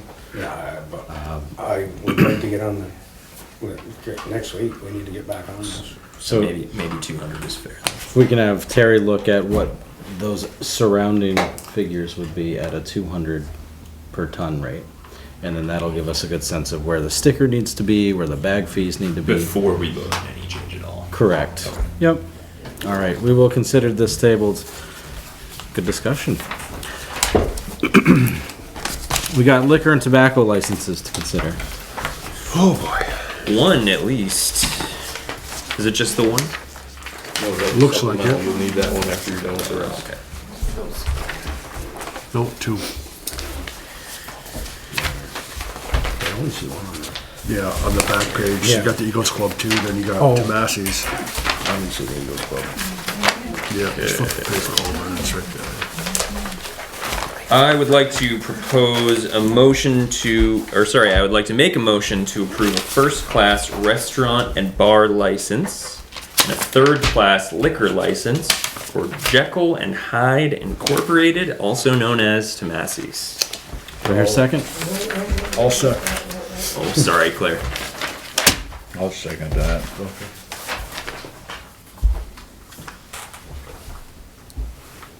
That's not it.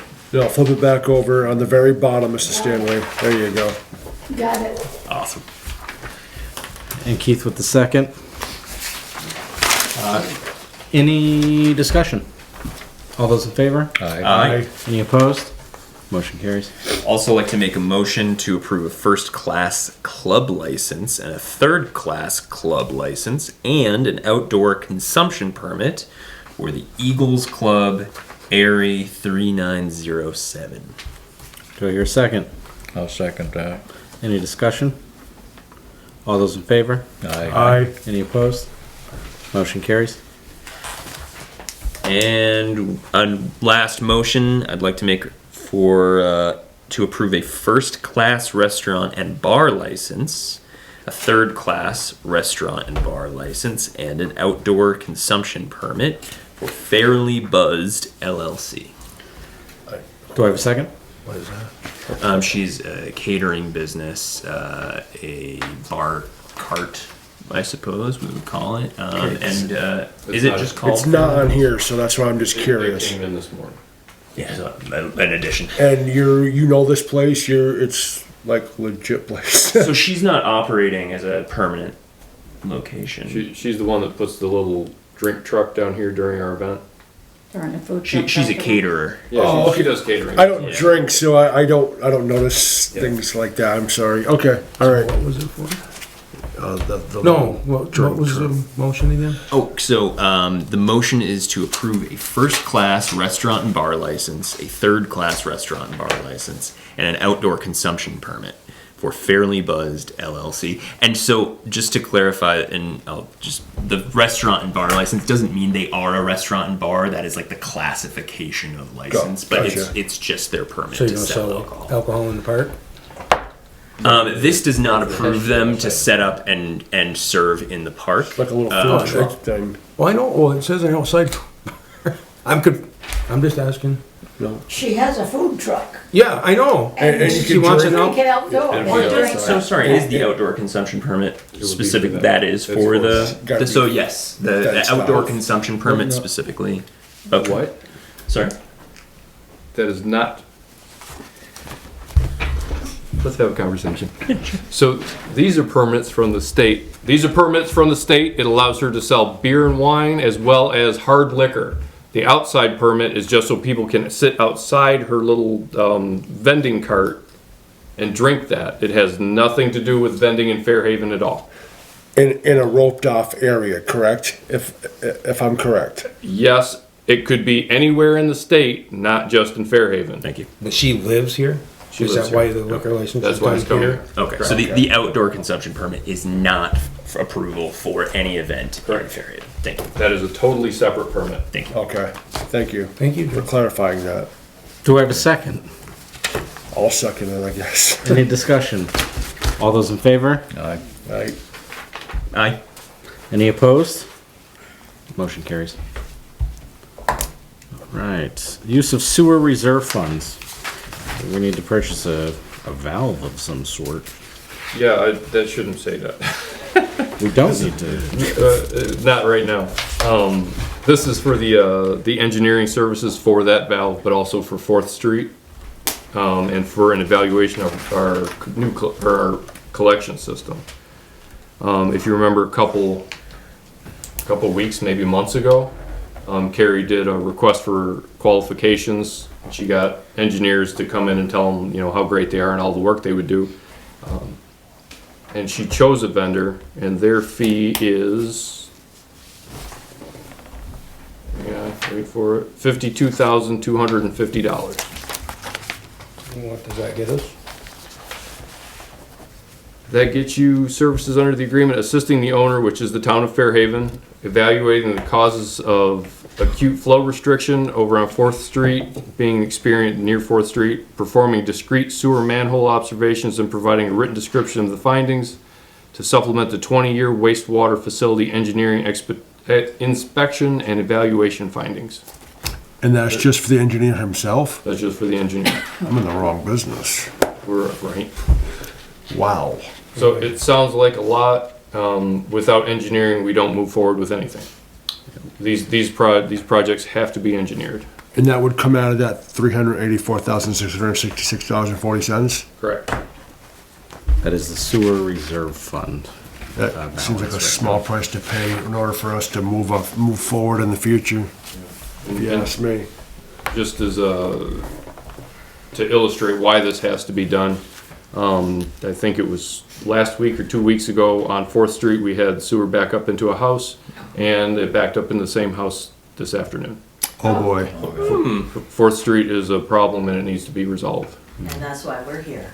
And it happened in yours, Miss Folsby? But we're not sure. No, it's not. It happened in yours? No, it No. hasn't backed up into our sewer. Hasn't What backed we're up. getting But is- can we wait Okay. until our turn? Yeah, So in order to pay for the study, we're looking to use sewer reserve funds. We do need a motion to use those sewer reserve One funds more for this. question. Yeah. Joe, do they, when they look at an engineer to do that, do we get quotes to do that? How do we determine what engineer we'd be using for that? Carrie did a request for qualifications and she chose based on the highest qualified vendor. So she went through and she reviewed all of the qualifications and these people submitted a proposal. Okay. So you're looking for a motion to get this done? Looking for a motion to use X number of dollars $52,250. out of the sewer reserve fund to pay for. Engineering. I make a motion to use $552,250 out of the reserve fund to get, to use a engineer to get this moving forward. Did I word that properly? That's good. Yeah. We'll allow it. Do I have a second? I'll second that motion. All right. Any discussion? All those in favor? Aye. Any opposed? Motion carries. 2 minutes for public comments. I will try my best to stick to the 2 minutes. It might take me 2 minutes to explain why we're here. This is for an informational piece on your end because we have contacted the state. We have had since December 19th water flowing heavily into our basement. and it has been nonstop, and we have put in a sump pump that runs constantly. That has also increased our electricity bill. But to go back to the December 19th, there was a really deep freeze and then a thaw, and then all of a sudden the water appeared. We have lived there 9 years, and we have never had an issue in our basement. We have been trying to get this resolved, asking questions of the town, having water people come in. We've contacted Twin State Basements out of Essex to come down. He came down, he looked at it. He said it is a town line issue. Water, sewer, not really sure. Didn't want to touch it because it's really your guy. In his thing, it was a town line issue. We then went, Scott had a conversation with the town manager, who keeps saying that it is an aquifer and it is just something that all of a sudden appeared under our house and is spewing water.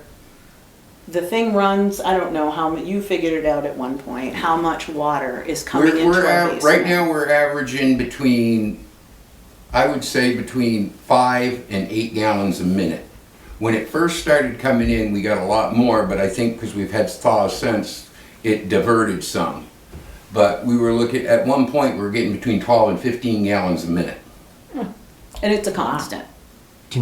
Our biggest fear right now is if the power goes off in our house and we end up not having that sump pump working, we're gonna have a flooding situation down in the basement. We've already torn out a good share of stuff that was in the basement. So, we have been trying to mitigate this, trying to figure it out, trying to come up with a plan. We've gone to the drilling companies and said, can you come and just drill and just figure out what in the heck? If we have an aquifer, we have an aquifer. Let's drill it, let's have our own water. They came and looked at it, they said the same thing, but we're not gonna touch it.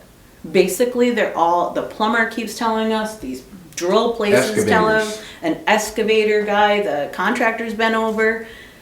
No one wants to touch it because they're afraid the foundation's gonna collapse. Yes, so. And it's to the point now where it's bubbling up through the floor. We're getting so much water. Is your basement It's finished? stacked slate. Is it finished or is it? It's just a stacked place of dirt. Okay. It's like mine then. So I decided, talking to some educating friends of mine who have some kind of background in science and things like that, and we got to talking, and I decided to reach out to the state of Vermont, groundwater, drinking and groundwater. We told them exactly what we had been told and what we're trying to figure out. How do we stop this water? Nobody wants to touch us because they are convinced that it is a town line issue. Because they don't want to start digging and have the town say, oh, you're the problem that the water started. So we're kind of like stuck. So talking to the state, we have a response back from Aaron Stewart, who is a hydrogeologist that works for the state of Vermont under the Department of Environmental Conservation, particularly the Drinking Water, Groundwater Protection Division, and the Water Resources section. She said if this is a leak from a water line, there is a chance that the chlorine residue would dissipate as the water moved through the soil, and depending on how much was present, could show up as 0 when tested in your basement. Has the water system done any other testing to make sure that this is not a leak from a water line nearby? There are methods to check for water leaks that don't involve an excavator. Also, the water system might not experience a pressure drop, but they would see flow values that are abnormal during the night if there is a 24-hour leak. She was passing this off to Matt and Ted. They've since communicated with us. As for the aquifer idea, water flowing at this depth would not be considered an aquifer. It would be considered shallow groundwater, which exists in the soil layer and fluctuates with the seasons. Unless there is a nearby source water, a river, a stream, or a lake, that has been very disrupted, this amount of water at this flow rate is highly unusual. I don't see any surface water features near your address. I cannot glean information about the groundwater in your area at this moment. When homeowners put in septic systems, test pits are dug and usually show at what depth this shallow groundwater is found at. This is often called the seasonal high water table, or just the water table if they encounter it. Without test pits or excavating, it's hard to know where the shallow groundwater is in your area. So the person that we are dealing with right now, his name is Theodore Fella. I think that's how you pronounce it, it's F-E-L-A. He contacted us today and said that he was planning on reaching out to your water system this morning to inquire about the situation. And in his previous capacity that he's worked as a water system operator for 22 plus years and has a vast amount of knowledge and experience in that area. He asked to reach out to us again if he needed additional. So we're here tonight just to inform you as a board that we have been struggling with dealing with this since December 19th. We wanted to make you aware of what we had done by contacting the state because we felt like that was the respectful thing to do and not go around your backs. We can't keep sustaining this much water coming in, and we're stuck. Our foundation might be compromised. The water is now bubbling up in different places, and it's coming in and it has compromised the edge of our oil tank. As well as coming in where the water is. So it's like, we gotta do something. And everybody is like hands off because they are sure that it has something to do with a town line. They didn't specify sewer or water. They just said a town line. So we just wanted to let you guys know, and that's why we had reached out to the state. It is not an aquifer, by the way. And you said this person from the state has contacted Mike at the water plant? He said he did. He said he did. His name is Theodore Fella. Okay. I think that's how you pronounce it, F-E-L-A. So we can follow up with Mike. What is your and see address? what that conversation. 7 4th Street. Down tomorrow. 7? He's- I have pictures of how the snow melt, how the snow when it fell and how long it took to melt, and you can almost trace it from the edge of the road over the next, not even the property where the driveway is right beside me, but the next one over. Snow wouldn't stay there. I mean, you'd get a snowstorm, you'd get 5-6 inches of snow, and in a day you could see grass, and by the next day it was bare. So the other thing that Scott And then it has, moved right towards our house. the other thing that Scott has done is gone out and dug a couple little test things. Yeah. Because he got permission, because this is not our land. It's not like we can go and dig wherever we want, where we think the water's coming from. Yeah, I took my grandfather's 4-foot steel bar that he put fence posts in years ago, and the first time I went in, I went down 6 to 8 inches, it stopped. No problem. I looked and it filled with water, so I said, well, let me try it one more time. I did it one more time. It literally dropped out of my hand, out of sight. I had to make the hole bigger, take my coat off, and reach down in to get my bar back. And it was all 100% soup. How close to the road is? Within this? 2 feet. Where he did this was in Where I within did 2 this. feet. I know where you guys live. As you turn the corner right there, you guys are like third or fourth house up on the right-hand side. Yeah. You know, Third house, if you count the bed and breakfast. Yeah, I know where you live, yeah. So just a quick update. It sounds like Mike is going to go out tomorrow with Vermont Rural Water, and I think the state's gonna go too. tomorrow. I would bet they are.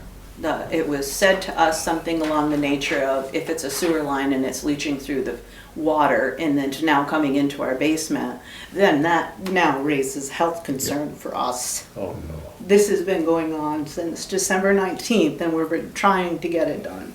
And by the way, the water table was considerably low at December 19th compared to what it is now. And we didn't really see an increase with the last batches of rain. It's just been a steady flow, same amount. Sounds like Mike's gonna go out tomorrow with these people. Hopefully you get an answer and we can. Can you keep us apprised of Absolutely. Absolutely. Yeah. Thank you. That's why we're here. Thank you very much. No, thank you. Any other public comments? Is everybody they always look at me. Don't need to throw your hand up. This is the direction we're facing. Rose, well, What do you got today, Rose? What do you got? I don't know. All right. Speaking of water, oh boy. when are the Meadowee people going to, are they checking our little project that, here at the corner? Is it Meadowee? Is that the right group? The storm drain This is thing? public discussion or public comment. Oh, so I don't get to ask questions, Uh, okay. I'll ask and see. The phosphorus people, that is. I think she's talking about this stormwater project we put in over here. We gotta pop that manhole just to make sure everything's copacetic. Yeah, that was in the park. Yeah. It was for phosphorus collection, right? Oh, yeah, I'm sorry. Yeah. You said phosphorus, I thought you said phosphorus people. Like, I don't know who it is. All right, parking lot. Anything in the parking lot?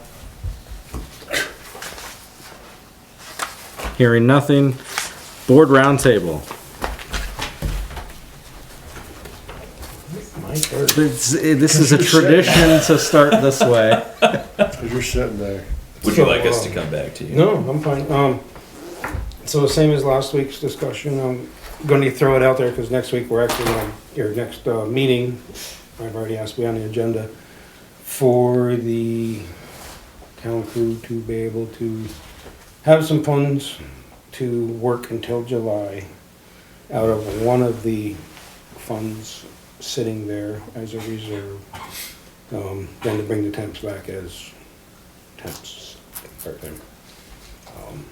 But that's something me and Joe have been discussing a little bit. Trying to unfreeze a frozen budget. How's that? Yeah. How do we? How's that? How do we stay in operation through the year? Trying to stay operational through the year, yes, without raping every other department, without stripping every other department from its funds to get through. That was do with what? That would be to do with using reserve funds, like roads and sidewalks, or there's some other one there. To bring back Happy a couple Fun of Holiday. employees? Well, it's not to bring back the employee, it's to, so the way it currently stands with Joe, the temps will not be coming back until July.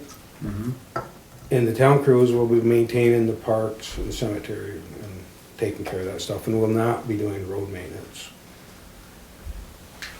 That's the way it currently stands. The town employees won't be? They Correct. can't be in two places at once. They can't mow, and Alright. so my suggestion will be, we'll have some we'll have some examples of what can get done. And Joe will explain what can't get done. Alright. That's on my, and it looks like we'll be working on the transfer station stuff too. I'll piggyback off from what Dennis just said.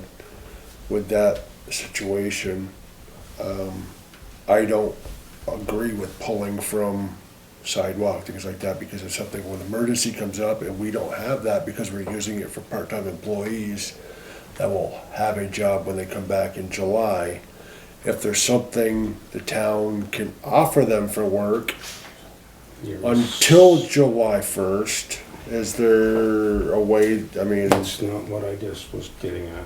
Oh, okay. All right. Did I misunderstood? I'm sorry. Absolutely. No, I misunderstood. I'm sorry. Temps can stay home, how's that? We need to have some funds so the road crew can do their actual jobs Okay. and be on the road, not mowing lawns, how's that? But pulling from another section, I don't think is a good idea, but... So no, we have to have, we do have projects. Prime example is the curb that's down along the edge of the park. They're gonna be meeting in April by the sounds early. So the paving job would be coming up through. We need to get that sidewalk, or that curbing fixed all along the park. That is roads/sidewalks funding. So that would be a good funding money for that roads and sidewalk fund. Okay. to get that done. But you need the employees at that time to do it. I thought you meant to bring back the temps to do that and pay them out of that. No. The temps will be doing their own job at that point. The temps would be at the cemetery and park at that point. And you want that done before July 1st? Oh, it sounds like sounds like we might have to move along on that if they're already doing a pre-construction meeting. That's one, April, yeah, well, that's tomorrow, right? So, yeah. So we don't know, but there's also some other sidewalks that really could use some No, repairs. I just misunderstood you. I'm Yeah, sorry, Dennis. no, I'm not trying to looking say to take money I out of a misunderstood pot you, to okay. pay temps. All right. Take money out of a pot that does, work needs to be done Okay. for them for sidewalks, for roads. Okay. There is funding, just having the work and scheduling out correctly. Yep. Is that better? Yeah, I just misunderstood you, so other than I'm that, tired, I'm sorry. I'm good. My turn? Yep. Okay. Piggybacking on that, when we were down there the other day, we did notice some drainage problems in that area. And and it looks like we may have a collapsed storm sewer right there in that area, which is gonna be dug up and repaired, or at least cambered and figure out what's going on. One catch basin is totally full of crap, so that means there should probably be a blockage Where's this? right here by the park. Oh, okay. And so that's all gotta be done before this paving gets done, and if not, we're just, again, throwing more money away. On that note, today when I came through town from Castleton, there was two guys, the very young guy, lad, and one other one, I'm not sure who it was, were cleaning some catch basins and the leaves. They had a pretty good load of leaves on the truck in the pouring rain. I was very proud of them. And that's what we need to do all the time, whenever we get a few minutes. It has to get done. So I just noticed that and I want to pass that on. I appreciate them doing it. Good. Sounds good. Got an email from Pam at the Solid Waste Alliance Communities. Our SWIP, our Solid Waste Implementation Plan, has been approved by the Agency of Natural Resources. And we're now in the public comment period for the addition of Castleton and Hubbardton to the Solid Waste Alliance Communities. So that isn't formalized yet. We're in the waiting period. But I wanted to pass that on. All right. That's it. And I don't have anything today except for baseball started. So Mine did oh, too. had that.